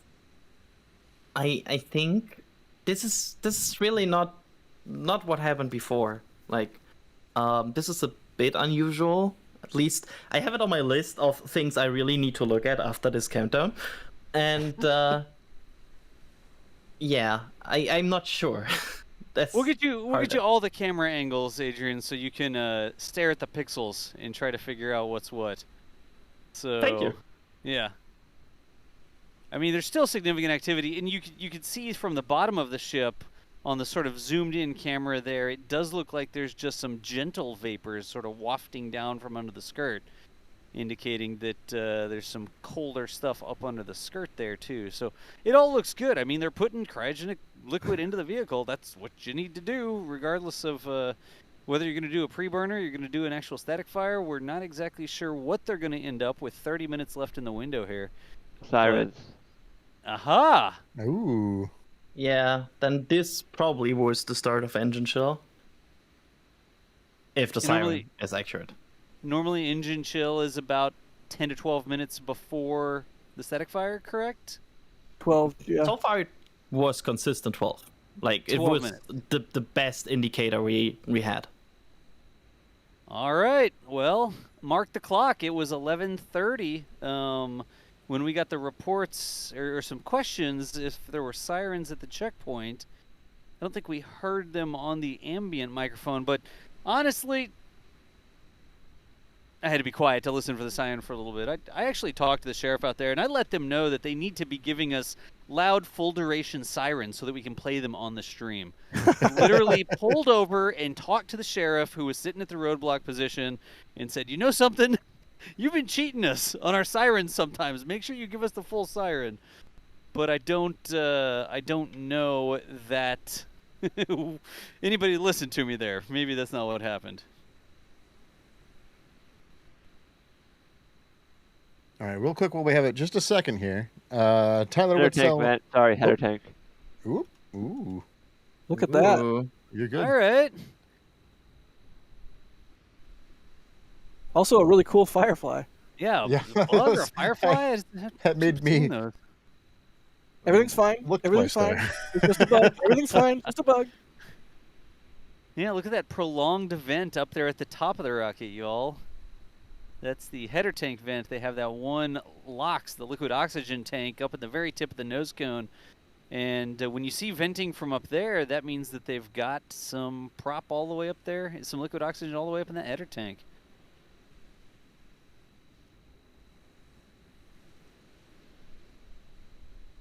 What was the Starship they almost lost because they couldn't control the header tank valve because of the Martite shattering up into the engine bay? Was that SN8? I think that was SN8, right?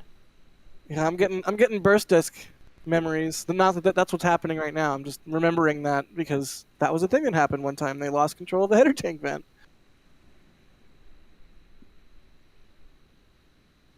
Wow, that's a lot. Yeah, That is a that's, lot. Wow, Jeez. that's new.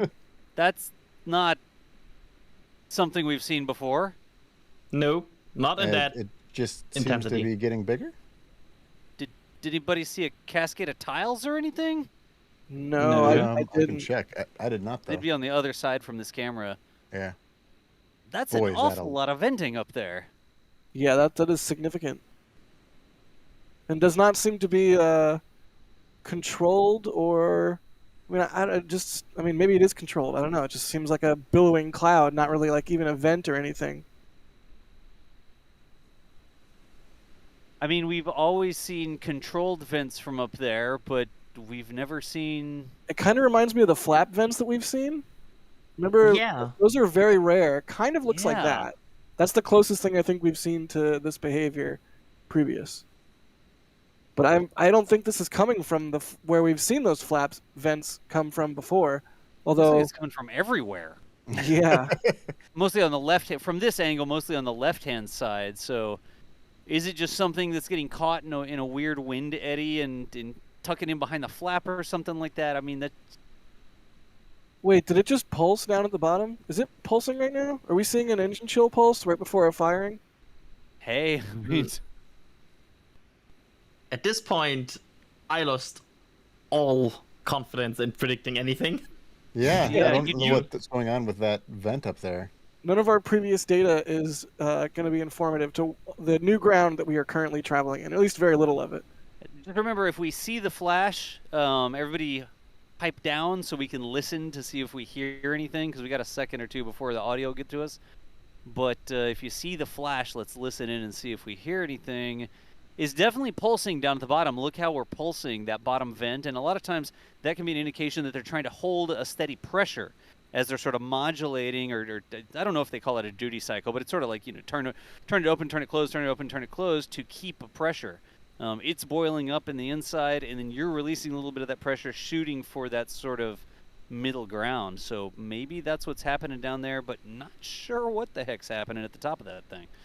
Spot Lizard in chat is saying maybe it's some kind of modified vent to keep the tiles from being blasted off, because previously we saw Oh, sure. those tiles get blasted off That could be. with a header tank vent, and so maybe there's been some sort of modification to vents that previously were not covered by tiles, or were not tile adjacent, and now they are, and so that's what this looks like now. This could be completely fine, but Yeah, good some sort good of point. deflector or something, huh? Yeah, good point out from there, Spot Lizard. Good spot, Lizard. Lizard. Oh. The dad standard delay there before the joke. Nice, Yep. Jack. Yeah.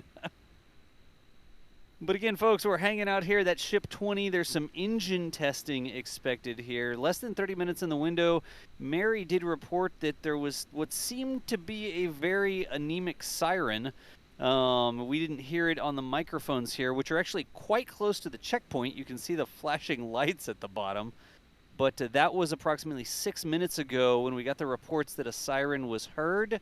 And normally those events say 10 minutes in advance of the potential overpressure event. We may blow out your windows, residents of Starbase, is what they're saying. But we're keeping an eye out. Look at those vents at the bottom Yeah, those pulsing. pulsing. Yeah, that was aggressive. That was a very big one. There's another. I'm loving this. I'm loving seeing what an orbital Starship looks like on the pad as Yeah. it's being fueled ahead of engine testing.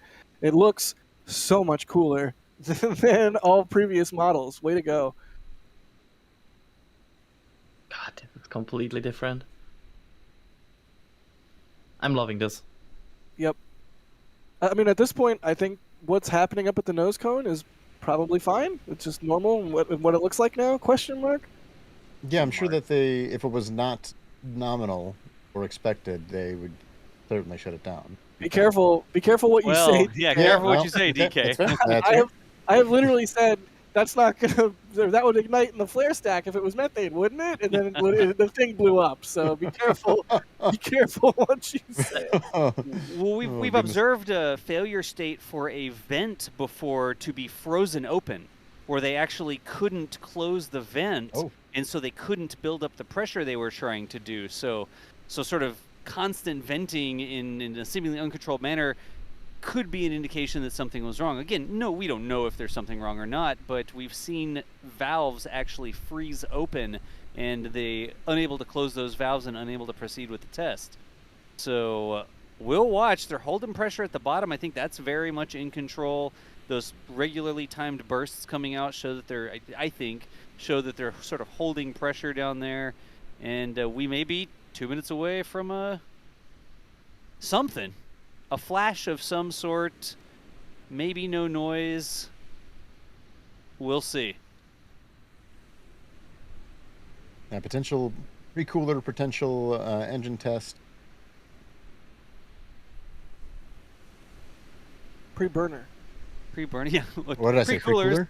Nope, You that's do a different. pre-cooler and then you burn it, and then it's all very complicated. It's rocket science, actually. Sorry, Well, yeah.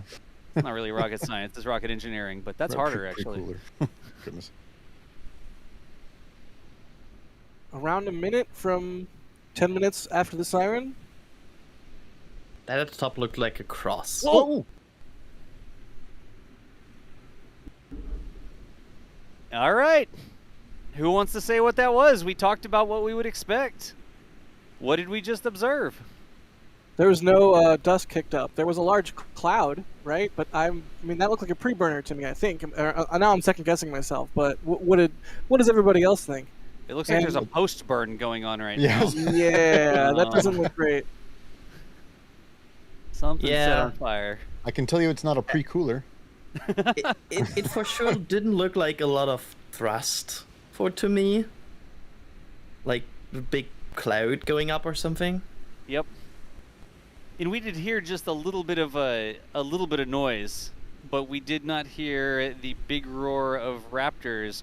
We saw the big flash, but we didn't get very much of a dust cloud at all from around the pad. So either they swept the pad really well before the test, or that was a pre-burner test potentially. And knowing Boca Chica, it is literally impossible to sweep well enough to remove all of the dust. There's so much dust and sand. Oh, you're just shuffling dust around out there. Like you can sweep it, it'll be right back in like 3 seconds. Yep. So, I guess it could have been an aborted static firing or an aborted engine firing, or it could have been a pre-burner intentionally. I mean, what is an aborted engine static fire if not a pre-burner test? I mean, I think that personally I'd be pretty comfortable saying that was a pre-burner. We saw the big flash. That's what we were expecting. There was a big sort of fireball that was generated. It looked even bigger here at night because the exposure of the cameras. Then suddenly it gets bright, right? And we did not see a big plume. We didn't really hear the roar of Raptors. We didn't get or anything like that. That was my Raptor noise. But I personally, I'd feel pretty confident that really looked like a pre-burner test. Cool.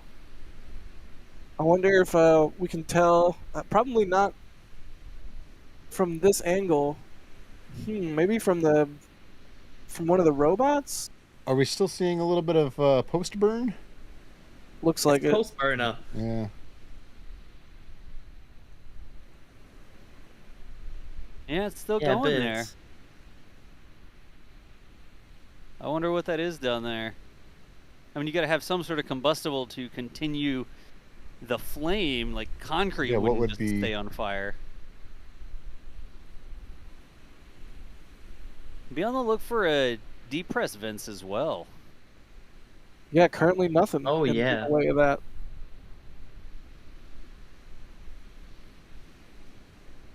Very silent after this. Yeah. And there we There's our Oh. depress vent. And we can hear it. There it is.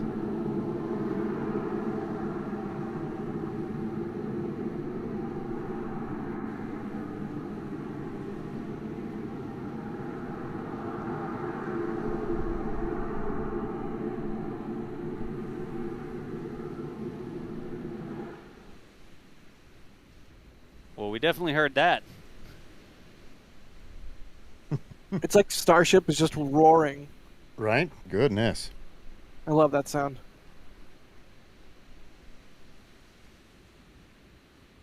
Interesting. Well, that's some big milestone in the program. The first firing of an engine on an orbital class Starship. And I say firing of an engine, I mean could have been a pre-burner test.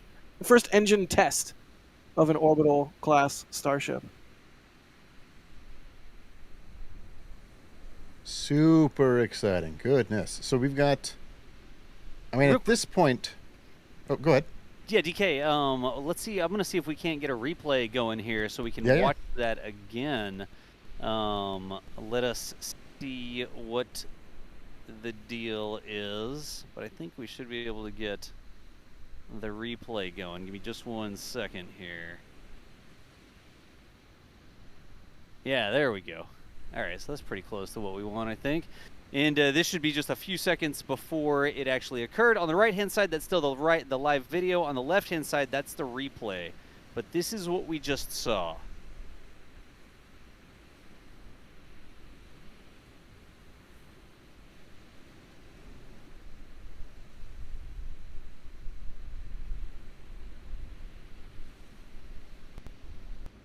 That was sort of a lasting Yeah. bit of brightness, wasn't it?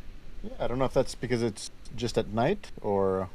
Yeah, like the exposure of the camera or something. Let's take it back one more time and see what it looked like. Again, this is a replay in the bigger box there, y'all.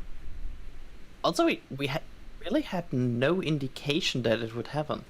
Like, there was no vent doing a big sploosh. Nothing. It just happened. Yeah.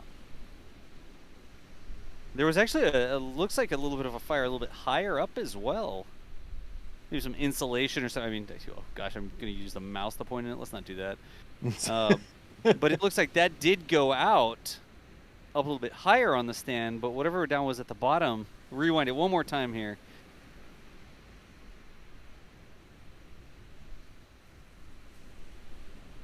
There you go. That's the replay. Hooray for fast replays. Hey, working on it. Killing it.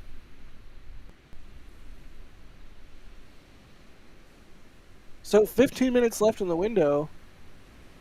Let's see what happens next. I mean, I would expect them to detank, but who knows? Why would they have not started doing that already? We got that. I mean, you saw a depress vent a bit. But So we've got... While we're waiting to see what's going to happen next year, we've got a good question because we're pretty sure that we just saw a pre-burner. Well, DK. Yes, sir? Michael, when you're ready, go to the other replay here. Yeah, DK, you were talking about we just saw a... Well, someone was asking about what the advantage of doing a pre-burner test is and not just a static fire. I think So it's we have like another- make sure that everything is working correctly. And here comes this replay, by the way, Let's check it out. without risking the engine. Oof. Yeah, this is for sure. Like, this looks like the pre-burners we had before. A little bit more violent, maybe. But like this fireball going up. Do you think we can see orientation of the vehicle in this shot and therefore speculate whether it was a vacuum or sea level? I mean, that's a lot of flame for a preburner. You know, I don't know that we've seen we a preburner see- test with like, a if I'm cloud looking of at- flame that large. play that back Do we again. see Warren. the MVac? Yeah, that's what the that's RVac the firing RVac. That's kind of at what the I'm end. seeing. Yeah. Right at the end. Like it's like you could see the bell.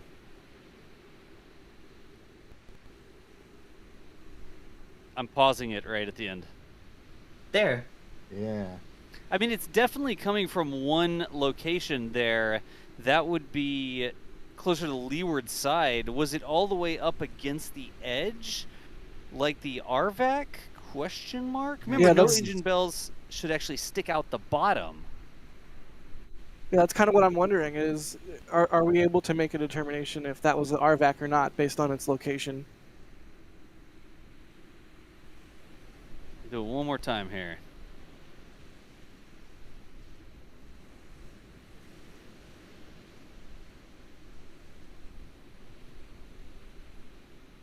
I mean, it does look like the fire is coming from the right of center here, so Yeah. closer to the leeward side, and that could be further away or closer. And that's Michael. That's actually in the recording. Sorry, but I don't know. It was a big ball of flame, though. That's exactly what we were expecting. So that really is what a preburner looks like.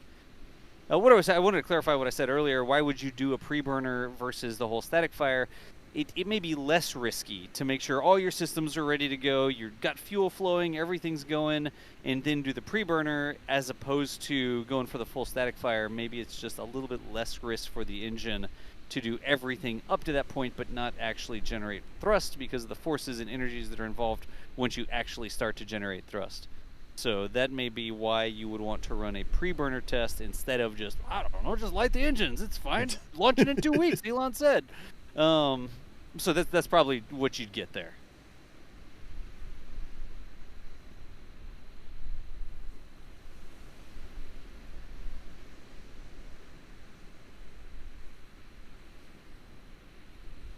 We'll just playing back all of the There's the drone. footage that we had, see if there's anything we had. And there's the drone again, checking it out.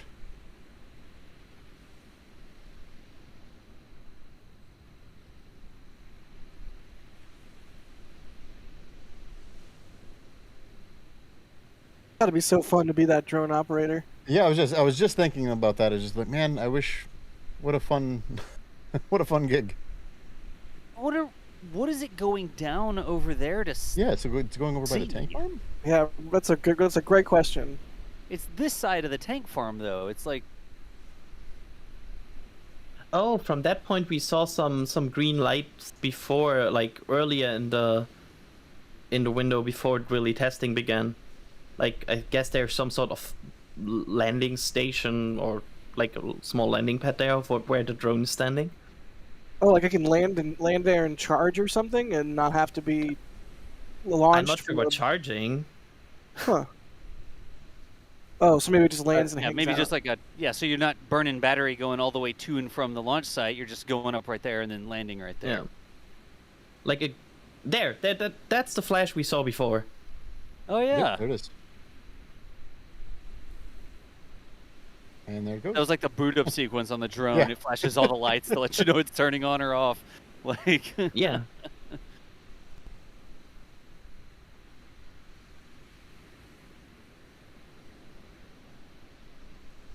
And we've also got a photo from Mary here. I'll work on getting that so we can show it as well. Has that white up at the nose cone been there this whole time? I guess since they started venting. I'm doing It's AB. been since the Is that static frost? fire, at least. I don't know. It's not venting I'm gonna- anymore. It looks like just solid frost. I'm gonna scrub through right quick and see if I can see what I can see. I just noticed that. My bad. No, you're good. Now everyone's like, squirrel! So since we saw the big Yeah, is that missing tiles? That's what Mm, Michael is telling me in the back channel. Has that always? I guess those have always been missing since the last time. When they blew off at the header tank. No. Well, rewinding a whole bunch. It looks like there's way more missing now than there was. So they lost tiles. Yeah, it does look like there's more missing up there. And there's that photo from Mary. Boca Chica gal sent us that still photo of the burn. I guess you could say the burn. I don't know, the pre-burner test, the engine test. What do we want to call that? Engine test, I think, is probably a good bet. Yeah. What a cool shot. Yeah. So Mary was out there catching that for us as well, y'all. As always. Big thanks to Mary for being out there.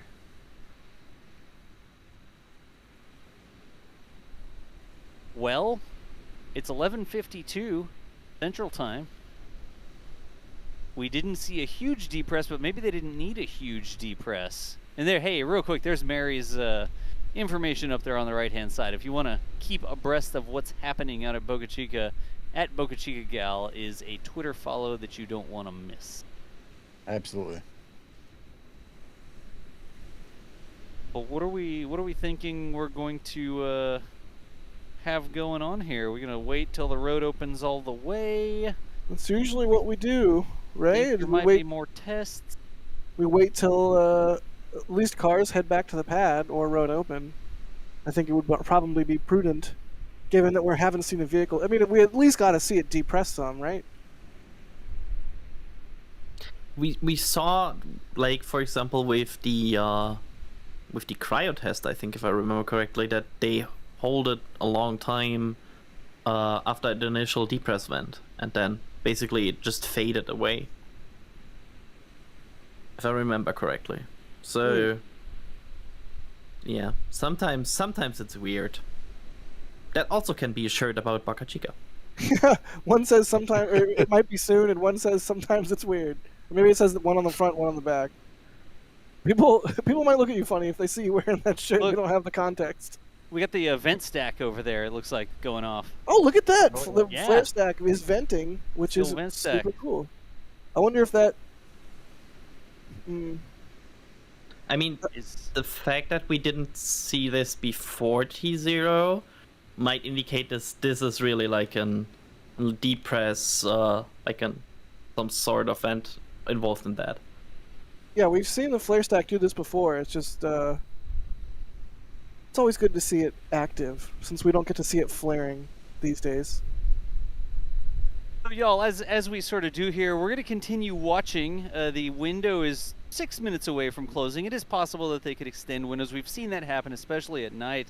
But in the meantime, if you need something to do I have a deal for you? For the first time, we've actually released the NASA spaceflight calendar, years 2020, and we've got an entire calendar filled with Starship photography and renders too as well. We'll keep the live camera on the side there, but of course we have some of the fantastic sunrises from Mary.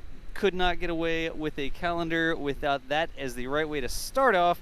We've got some really cool in-flight Raptor shots and stuff like that. Just some art shots there. Look, that says Rocket Road coming up here, and Starship in the background. I won't click through them all so that you can, and we'll put the link into chat. Again, it's the first time we've done this. There is a very important thing that I need to tell you, though. There are two different types on the calendar. This variants it's listed as, and one of them is shipping for US and Canada, and the other is shipping to all other countries. So we'll ship it wherever, but if you're in the US or Canada, for the fastest shipping time, choose the US and Canada option, like that. And if you're anywhere else, if you're over in Europe, Japan, wherever, choose shipping to all other countries. And if you want the cool NSF 2022 calendar to have views of Starship on your wall all next year, you can pick up one of these. They're shipping right now. We literally just put it in the store for the Static Fire here, and figured at the end of the after the test we would go ahead and release it for the first time. But please make sure if you do pick up one of the calendars, select the variant for the country where you are, US or Canada. That's going to come from one printing place over here, and all other countries comes from a different printing place overseas. It actually won't let you check out if you choose the wrong one, and then you choose US Canada, then you put in like a Zimbabwe address, or you act like you're from McMurdo or Mars or whatever. It'll tell you that it won't ship it there. But again, I'm not going to click through all of the images here. We have both photographs from Starbase and also some renders from some of our really awesome graphic artists. But that is over shop.nasaspaceflight.com. Let's make sure we get lots of the links into the chat here. So I'm on that it. people... Yeah, go ahead. And no spoilers, but December is probably my favorite one. Oh, well, I'm not going to show December on the screen. Michael, Don't do go it. back to the Make full them look screen at it. camera. Yeah, go click on it and see what December looks like. It's such a good photo. What's going to be We're not ashamed. What's going to be extra cool if you get this calendar is all next year, as you're going through the months, you're going to see starships that are, at that point are kind of history, right? Like Ship 20 already made the previous vehicles look kind of old and outdated because they didn't have a heat shield, and so they look sort of weird and just stainless steel. And so a year from now, when it's November or October of 2022, and you're looking at some of these older at that point photos, it's going to kind of be a neat sort of callback to earlier... Jack, wait.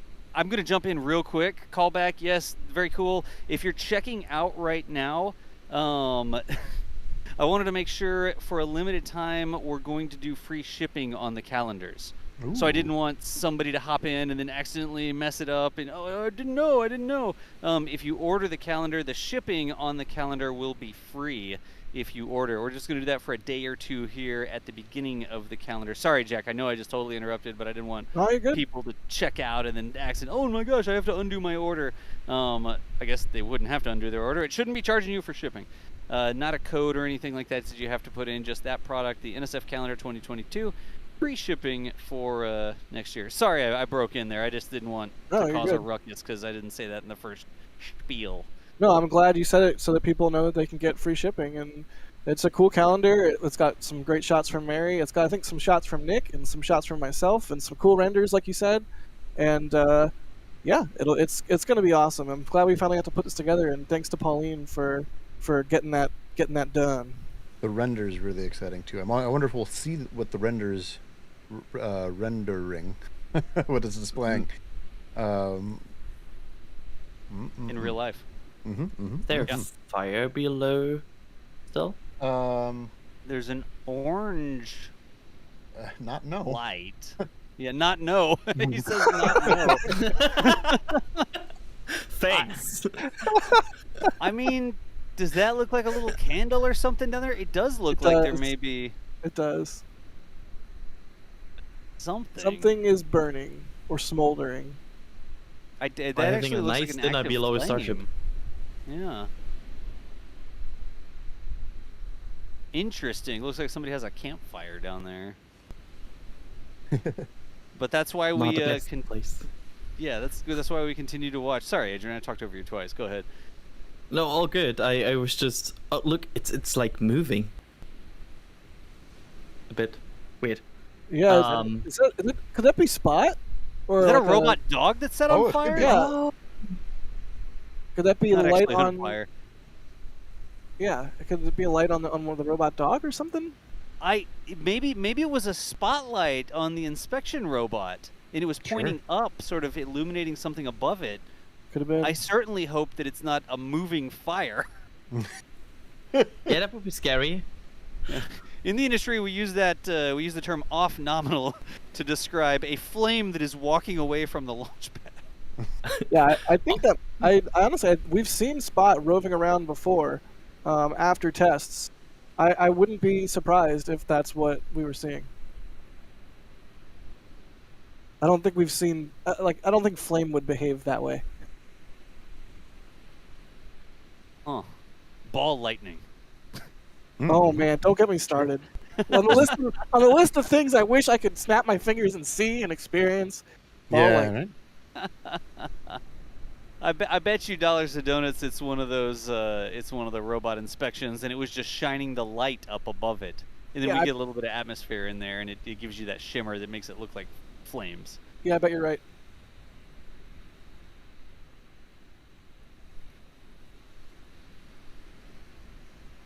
Very cool.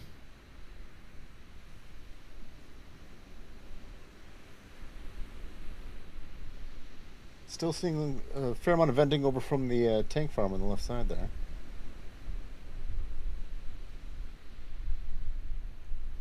So, we've talked a little bit about the final depress that would be happening. I don't think that we've seen that, at least not as we have with other designs. Well, remember we were talking about them not having to really fill the vehicle all the way up, and we did see one forceful vent coming out of the side at high pressure, like a very energetic vent. It wasn't very long, but the vehicle didn't frost up either. So I wouldn't expect they would need to have a super long depress that would last for like 3 minutes or 5 minutes or something, because we didn't see the entire vehicle frost up. So maybe that was the depress. The weird thing is, I don't know that we ever, like, usually when we see depress we have 2 vents for that. Yeah. So, But that also might be a thing that just changed. Like, we had many surprises so far with this vehicle. So maybe this is another surprise that they changed the depress. yeah, That that's could be. the one way to find out, and that's to watch it over and over again to see if they do it the same next time. I hope we learn about that header tank vent. Because that was Yeah. wild looking. Looked mean, like Ship 20 had a beard. Like It really, like, for a brief moment when it sort of unexpectedly happened, it looked like a line or something let loose, because that's the sort of Yeah. yeah. unconstrained. Yeah, like a weld. Yeah, like something just sort of billowing out, but it wasn't really in the right place. It probably would have been more of a line than the header tank itself, right? But whatever it is, it doesn't seem to be happening anymore. So it may very well just be that they installed a deflector or something like that to change the direction of that energy when they do that vent up there, so they're not, blowing TPS tiles off the side of the ship. But it does look like they still lost some more TPS tiles up there.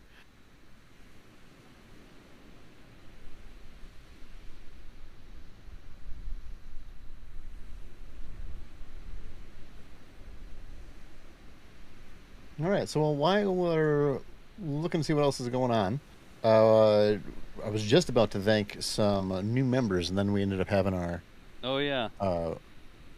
preburner. I almost said pre-cooler again. It's not a gen engine. Goodness. Tyler White Cell, Artemis Arsenault, excuse me. Conan, James Evans, and Robert Clark, all brand new members. Thank you for signing up for that YouTube membership, helping us keep the lights on. Enjoy all of your new perks that you get, including some new emotes in the chat as of tonight. We've got 3 new emotes. We've got a Raptor engine, a TPS tile, and then also Mars.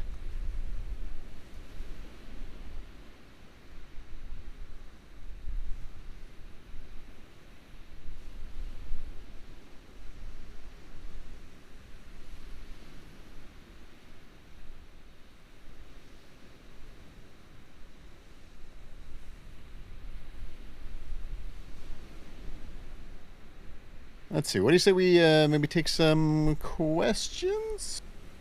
Well, first off, S. Roger Bach saying that calendar is gorgeous. Bought one for my dad. S. Roger Bach, thank you very much. Thank you. And you know, for the sake of redundancy, I'm going to post it in the chat again. For anybody who hasn't yet, at least, I mean, my goodness, look at it. At least look at it. It's good.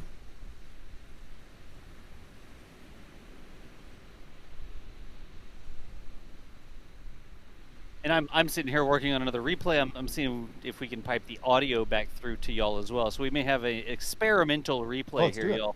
Yeah, let me know if you hear the audio on this, or if we need to turn it up or whatever. But this is another shot from Mary with the audio synchronized. Here we go.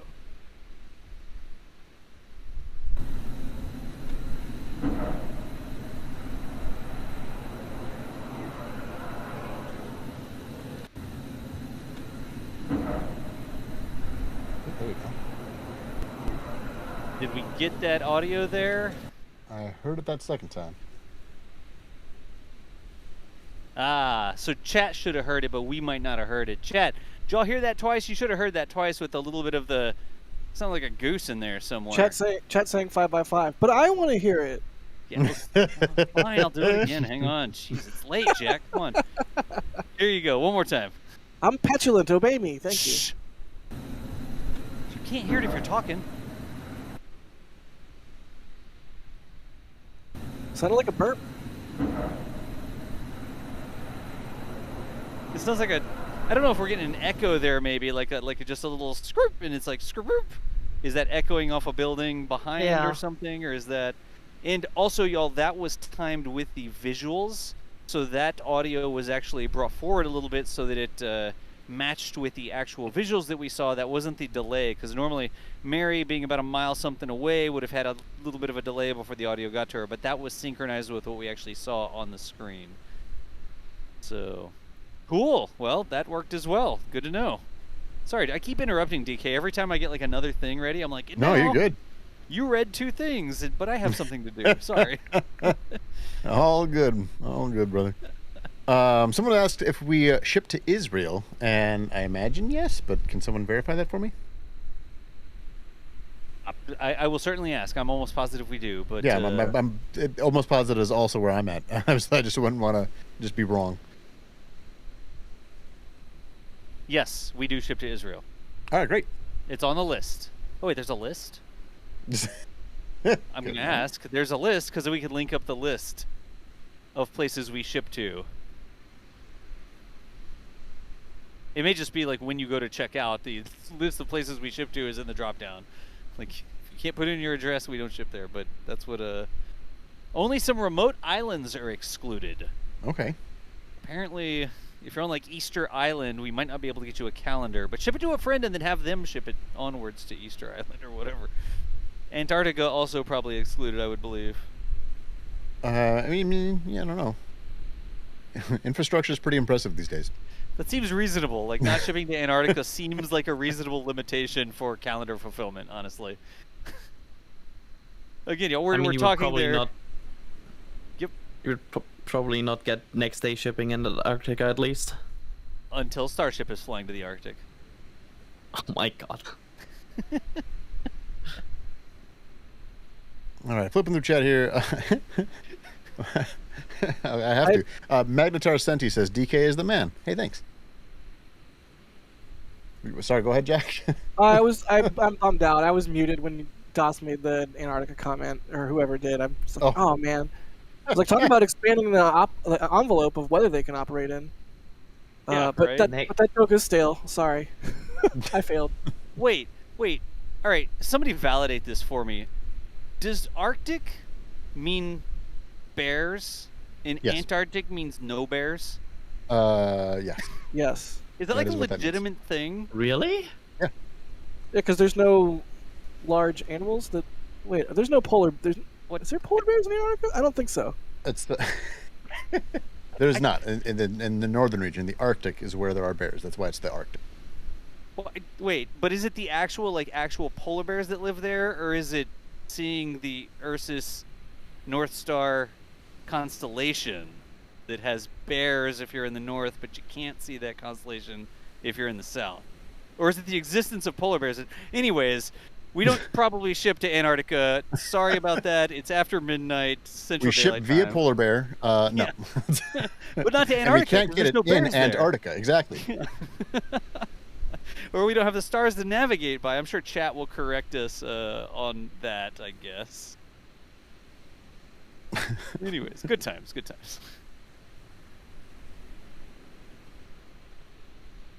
Pretty sure we ship to the People's Republic of Yorkshire as well. Where? No, I'm just kidding.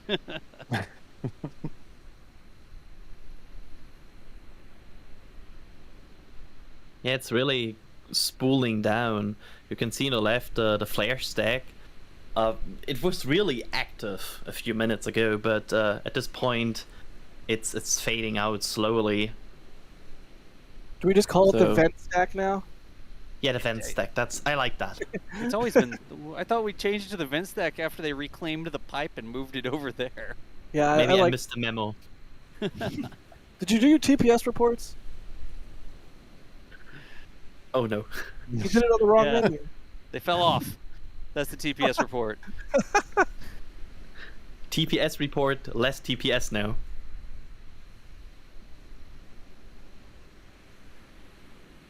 Well, let's see. I mean, again, we like to make sure that everything's done, depressed, etc., etc.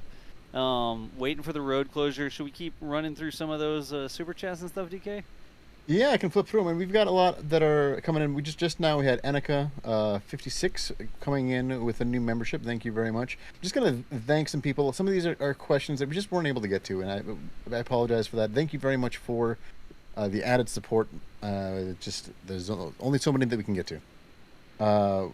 We've got from Chaz ND FW. Thank you very much. John Doper, Brew City Chaser, Moldy Space Industries, Jim Cavett, Paul Laparty. Musical Wolves with another one. He said, I forgot what a Starship vent looks like, right? Bodan Halyachuk. Hopefully I said that correct. Thank you very much for the $10 super chat. Will Wren, Matt, JB Good, another Matt, some old dude, that's the username. Matt, Mad Biker 77, Not So Mad Scientist, Jared ES, Dylan Foxy Game, David Infinite Quantum, Carlos Fiera, and Chris G, Tyler Pantaleo, Dylan Fox again, Axie, who's also a mod. Thanks, Axie. Josh Wilson, and then Dan Hornbeck. I think I got everybody. Oh, and John Vaca. Possibly Vaca. It's a, well, That's so almost the comment I made. it's COP. So that, what is it? Is that Colombian peso, right? Could be Vaca. I'm sure someone knows. Thank you guys all very, very, very much for the support. We can't. Oh, hey, there you go.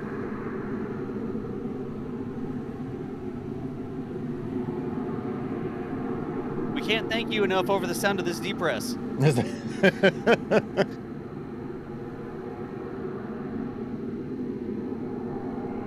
But see how that's a really energetic vent, y'all.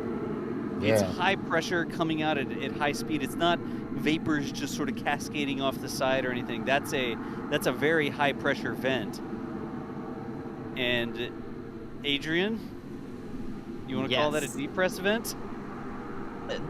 I mean, it's slowly losing the energy, I think, so that's always like the sign they're really depressing. But I think I see is that a second one above Yeah, it? look, I see one up sort of above it. It looks like there's two active right now, yeah. Good eye. So we have a double vent again. It looks like a double vent. Yep. Yeah, coming. Yeah, there you there you go. go. It's at an angle. Oh. Yeah, So I first thought that the upper one was a vent to be because it was that small, but... Yep. And it does look like it's losing energy. And yeah, you this say is small, this but is a that depress. plume, that top smaller plume is probably like 20 feet long. Yeah. So Musical Wolves was saying that they forgot what a Starship vent looks like. Well, that's what a Starship vent sounds like. There you go. Hey. Yeah, you just can now see it's losing energy. It's getting a bit smaller. That's the depress. Yep.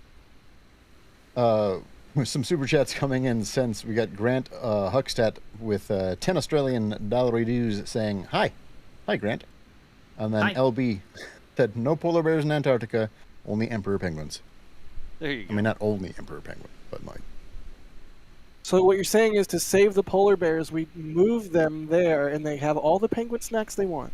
Yeah, that's what that means. That sounds like a I'm very not sure if fragile penguins agree. ecosystem. Yeah, the penguins. And There's more another little depressing. spurt. Yeah. ZRBD asking, any reason to hold on to the pressure for so long? Because it was a little while before they did that final depress. But what if they were running a test on something else, like watching the pressures or also you really want to make sure you're releasing the pressure in the right order. Like, you don't want to depressure your lower tank at first, and then have a more filled higher tank there sitting on the empty lower tank, for example. Sure, absolutely. We saw So that they can do before. that. It's not going great. They can Yeah, do that pre-burner. Rip SM3. Yeah. So they can do that pre-burner, and then while they have that pressure, do some other readings. See what other information they can get. Maybe it also took time, like, to recondense a bit of the methane that was in the upper tank and fill it back in, because they don't want to release that much methane if they don't have to.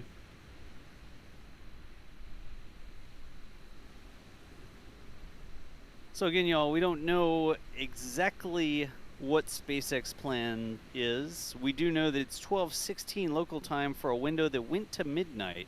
So we're 16 minutes past the time that the road was supposed to reopen, window's supposed to close.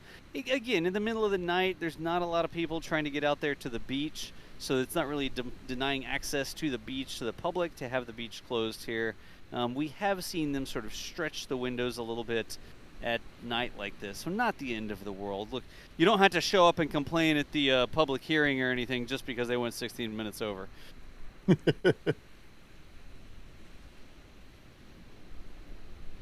But we generally do stay here live, just making sure we're not going to miss any of their tests until they open the road. I got the Cameron County thing that actually sends me a text message when the road opens and closes, and at the end of a window, that's usually a pretty timely notification that they send out when the road reopens, but we haven't got it yet. Now, it was completely inaccurate when they closed the road today, because we didn't get it until they started to clear the pad, and the road had been closed for a couple hours prior to that, it looked like. So yeah, it's not the most reliable system. Yeah, somebody playing fast and loose with the road closure timekeeping, it seemed like. Oh goodness, I was just closing some windows here that I had up, and I came across the calendar again. I'm telling you, look at December. I'm putting it back in chat. So good.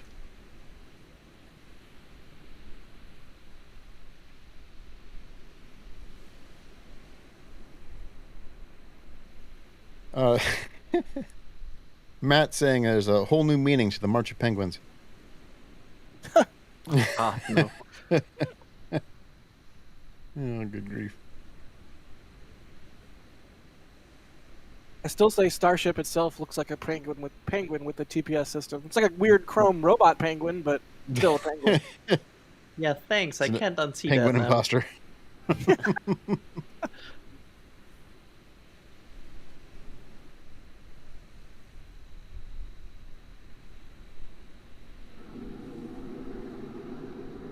Another wind. Yeah. Love that audio.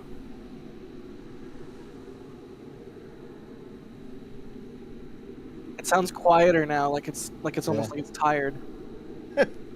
Listen, it's late. I just want to depress. I'm sleepy. I'm cold.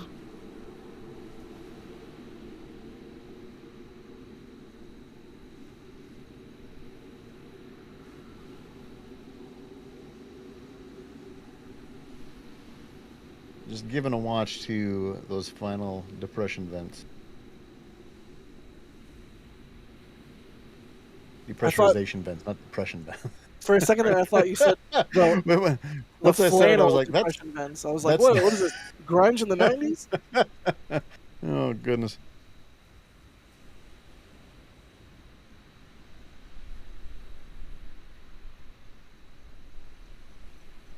What do you say about another question or two? Hey, why not? Couple final ones here. Let's see. Jeb Kerman. First off, Jeb, thank you for flying all of my rockets. Sorry for killing you over and over Sorry, and over. just over and over. I'm really listen. I didn't know that my staging was wrong. All right. Why would SpaceX buy a large methane tank instead of making it like the other GSE? For people who don't know and maybe don't watch the daily videos that we have, we saw a very large methane tank roll in. Yeah, and it was moved to the launch site the other day, and so there's two. They delivered 2 of them. They both were at the propellant production site for a couple days. One of them's been moved to the launch site. I don't know. Sometimes it's easier to buy something than make it yourself, I suppose. It's a good question. Yeah. I think what you could probably say is that that big methane tank is probably made by a company that specializes in making large-scale tanks like that. And so when it comes to safety and certification and all the different things that you need for a tank that's going to be certified to do it, not built from scratch, but built by a company that does that for a living, it may just be a faster way to get large volume methane holding out there before they finish their own orbital tank farm. So just, you get COTS. It's not really commercial off the shelf. That thing was like 100 meters long, or it wasn't 100 meters long. It was a really big tank. But if you go and you buy one from a company that makes them professionally, I imagine that might be a faster path to keep your test campaign going forward while you finish your own tank design, I would guess. Sure. Yeah.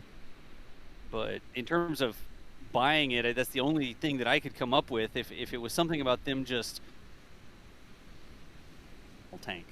But I have a feeling it comes down to buying something from a company that has it certified, ready to go. You just send it, they ship it over there on a barge, they roll it up the road, they plug it into the farm, and it's already certified to operate. But not, I don't know, that's just the best guess that I can come up with. That makes me wonder, like, what certifications are necessary for large tanks that hold oxygen or methane or what have you? Like, I would love to talk to somebody who worked in the petroleum industry about this sort of thing and get sort of a nitty-gritty feel. But yeah, that's a really good point, Das. I think if they want to go fast, it may not always be the best policy to build it from scratch yourself. In some cases, it may make more sense to hire a product that's already been built and tested and just sort of push forward while you learn to do it yourself. Sure, absolutely. I've got a kind of a fun one. We'll start here. Does the drone have a name? Because we've got the names for our robo-dogs, right? Gosh, in before Droney McDroneface from Jack. You know me too well. I was sitting here like a crouched tiger, ready to pounce. Like I like that name. MSFS Hangar Club said it could be Buzz for Buzz Aldrin, because drones go Buzz. That's pretty great. I don't think everything needs a name, but that's a good suggestion. Yeah. Adrian, do you have to go? Yes. We're getting there, right? Like, don't you have like work or something? Yeah, I need to go soon to work. So, yeah, that's the moment. Well, no worries, Adrian. Thank you very much for joining us this evening and lending your expertise. Appreciate it as always. Thank you again for all of your spreadsheet wizardry.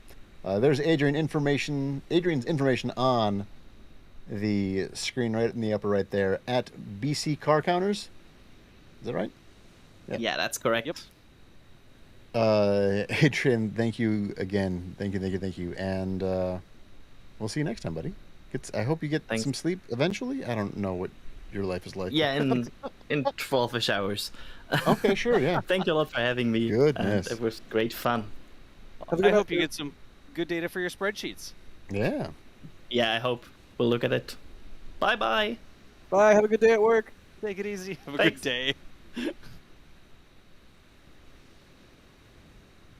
I just realized his Twitter handle is BC Car Counters because before he had stuff to count in spreadsheets with engine firings and whatnot, he was counting pad clears for cryos and whatnot, and I assume that's when he made his handle. That's a legit goodness old handle. Yeah, counting cars, be like, we think there's 12 at the pad. We're almost to pad clear. I mean, we've done it all. So is Adrian. So has there been more venting? I've kind of taken my eye off the prize for a second here. There was a little while ago, but it looks like it's now. As soon as you said something. Yep. We get venting noises again. Yep. All right. I was just about to say that it was. Stop. It's not. It's going again. Have it. Yep. No, you just don't know if I've got a bad connection or if I'm doing that on purpose, though, because the venting keeps interrupting me.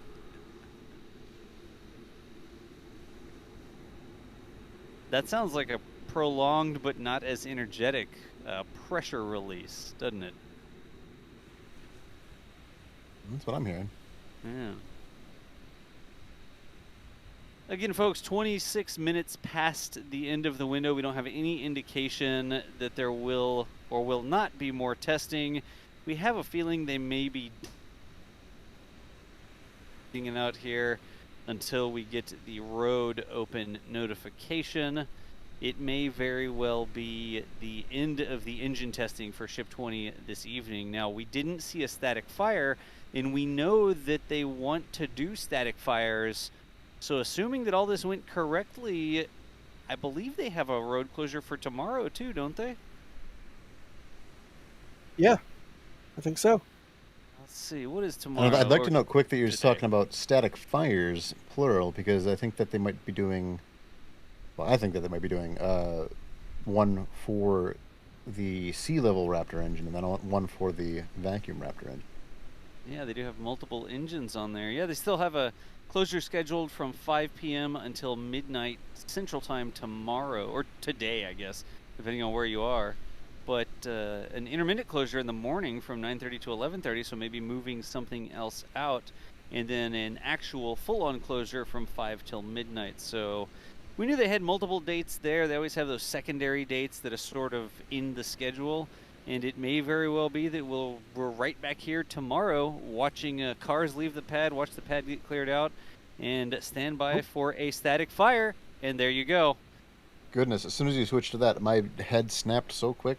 Because I just did not know. I was like, oh, God. The colors, Just got dude. the text message there. Highway 4 and Boca Chica Beach are now open.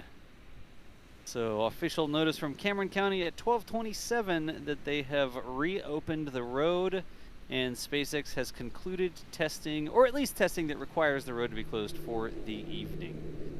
Whew! Excellent. Goodness. A good first engine test of an orbital class Starship in the books. Big night. And we released our calendar for the first time ever, instead of going another gosh, I year love it. and being like, So man, good. we should really do a calendar. Yeah. Big night. Yeah. Let's see. So what do you say? Should we go around the horn once before we wrap it up? Absolutely. All right. First off, I've got my buddy Das here, Mr. John Galloway. Let's see if we can get his information on screen. Das, thank you very much for hanging out and lending your expertise and just being my favorite commenter to listen to, and now I get to work with you. Well, I have a lot of fun. It's always good to see some fire come out the back end of the Starship, that's for sure. Yeah, absolutely. Then I've got Mr. Jack Byer. Yes, indeed. Thanks, everybody, for watching tonight. Thank you to all of our new members, all of our current members. Hope you enjoy the new emoji. There will be more. And then, Thank you if you bought a calendar, and yeah, have a good night. Yeah, and because Jack's photography is in the calendar. Oh, yeah. At least one, right? Do you have? There's a couple. There's a couple. Oh, that's fine. I know you had the composite of the launch, the hop. Yeah, if they want to know all of the ones, yet they have to go and look at it on the site, right? Yes, So take a look. go look. And of course, we have both Mary. Are both Mary and Nick still out in the field? We have definitely Mary. Just And we'll so put just her Mary. information. Just Mary and For okay, tests excuse like me. this, yeah, for tests like this, only residents are allowed. So I know a lot of people Oh, love right, to go out right, there right. and take pictures and stuff, but because Mary is a resident, she's able to stay there. However, all the people that aren't actually residents of the village have to leave. They can't even stay there at the end of, we call it the hard roadblock. They can't even come past the soft roadblock that's further up the road. Yeah. So it is just Mary out there operating the camera this evening, along with all of our... Oop, cut out there at the end there, Das. I think along with all of our robot fleet. Yeah, all the robots that are out there. Yep, Yeah. sorry about that. No, you're good. And we can't show Mary enough love, so make sure you show her some love in the chat and in the comments for all of the daily videos, because Mary, along with Nick, are out there in the field getting all of that footage for us. Yep. And then, of course, we have Mr. Michael Baylor in the background here, pulling all the strings, flipping the switches, making sure that we have all of the best views. Michael, thank you very, very much for all of your hard work. At Next Spaceflight is his handle on Twitter.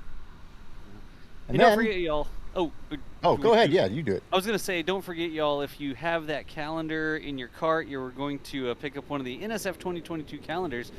Make sure you check out. We've got free shipping on it now, but it won't be forever. I know how it is. I like put it in my tab, and I'm like, oh, I'll come back to it tomorrow.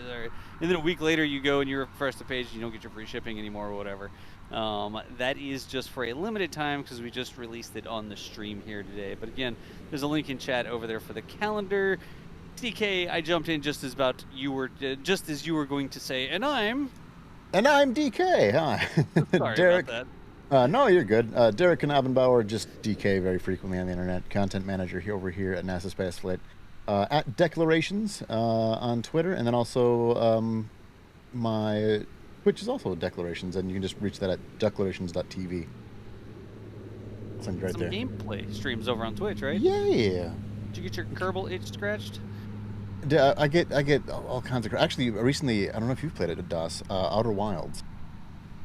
Wilds. Not Wilds. Outer Worlds, Not but Worlds. Outer It's Wilds. a different game. Those are Wilds. two different games. I saw that one and I have not played it, but I did see that one. Oh, goodness. Would love for you to check that out and then let you know. Yeah. Let me know your thoughts. Good deal. But I think for tonight, we're done. You don't have to go home, but you should probably go to Starbase Live. There you go. Again, our Starbase live stream is up 24/7. After we shut this down, you can continue watching all the cameras over there, including that speeding car that just went past. See where that person's going. But that stream will be here, and I think that we're done, aren't we, DK? I believe so. Real quick, just as we're ending here, Parker put down a $50 super chat. Oh, wow. Barely made it to the stream. Parker, thank you very, very much for the support. Appreciate Also, a you, new daily video coming. Yeah, it should be up in now. Moments away. Moments. Yeah, as soon as we're done here, we'll put it up. Cool. All right, so off to Starbase Live you go. Let's do it. Thank you, everybody, for watching. Thank you again for all of the new members and super chats. Appreciate you guys a ton. Thank you for letting us bring all of this amazing coverage to you. Love it. Absolutely, always fun. I have no idea when I'm supposed to end the stream. This is terrible. I'm like, did you end it do yet? I say more? We keep waiting for I you can to talk end about it, the but calendar again. is it still going? You're still here? Go home. Go home. Can I get a thank you all for watching, or later nerds, or some indication that we're done? But Later Nerds is mine. I don't know what DK's outro saying is. DK? I mean, I was just thanking everybody for watching and thanking them for checking out our coverage. Thank you for all of the support. The end. Do it, Michael. Just press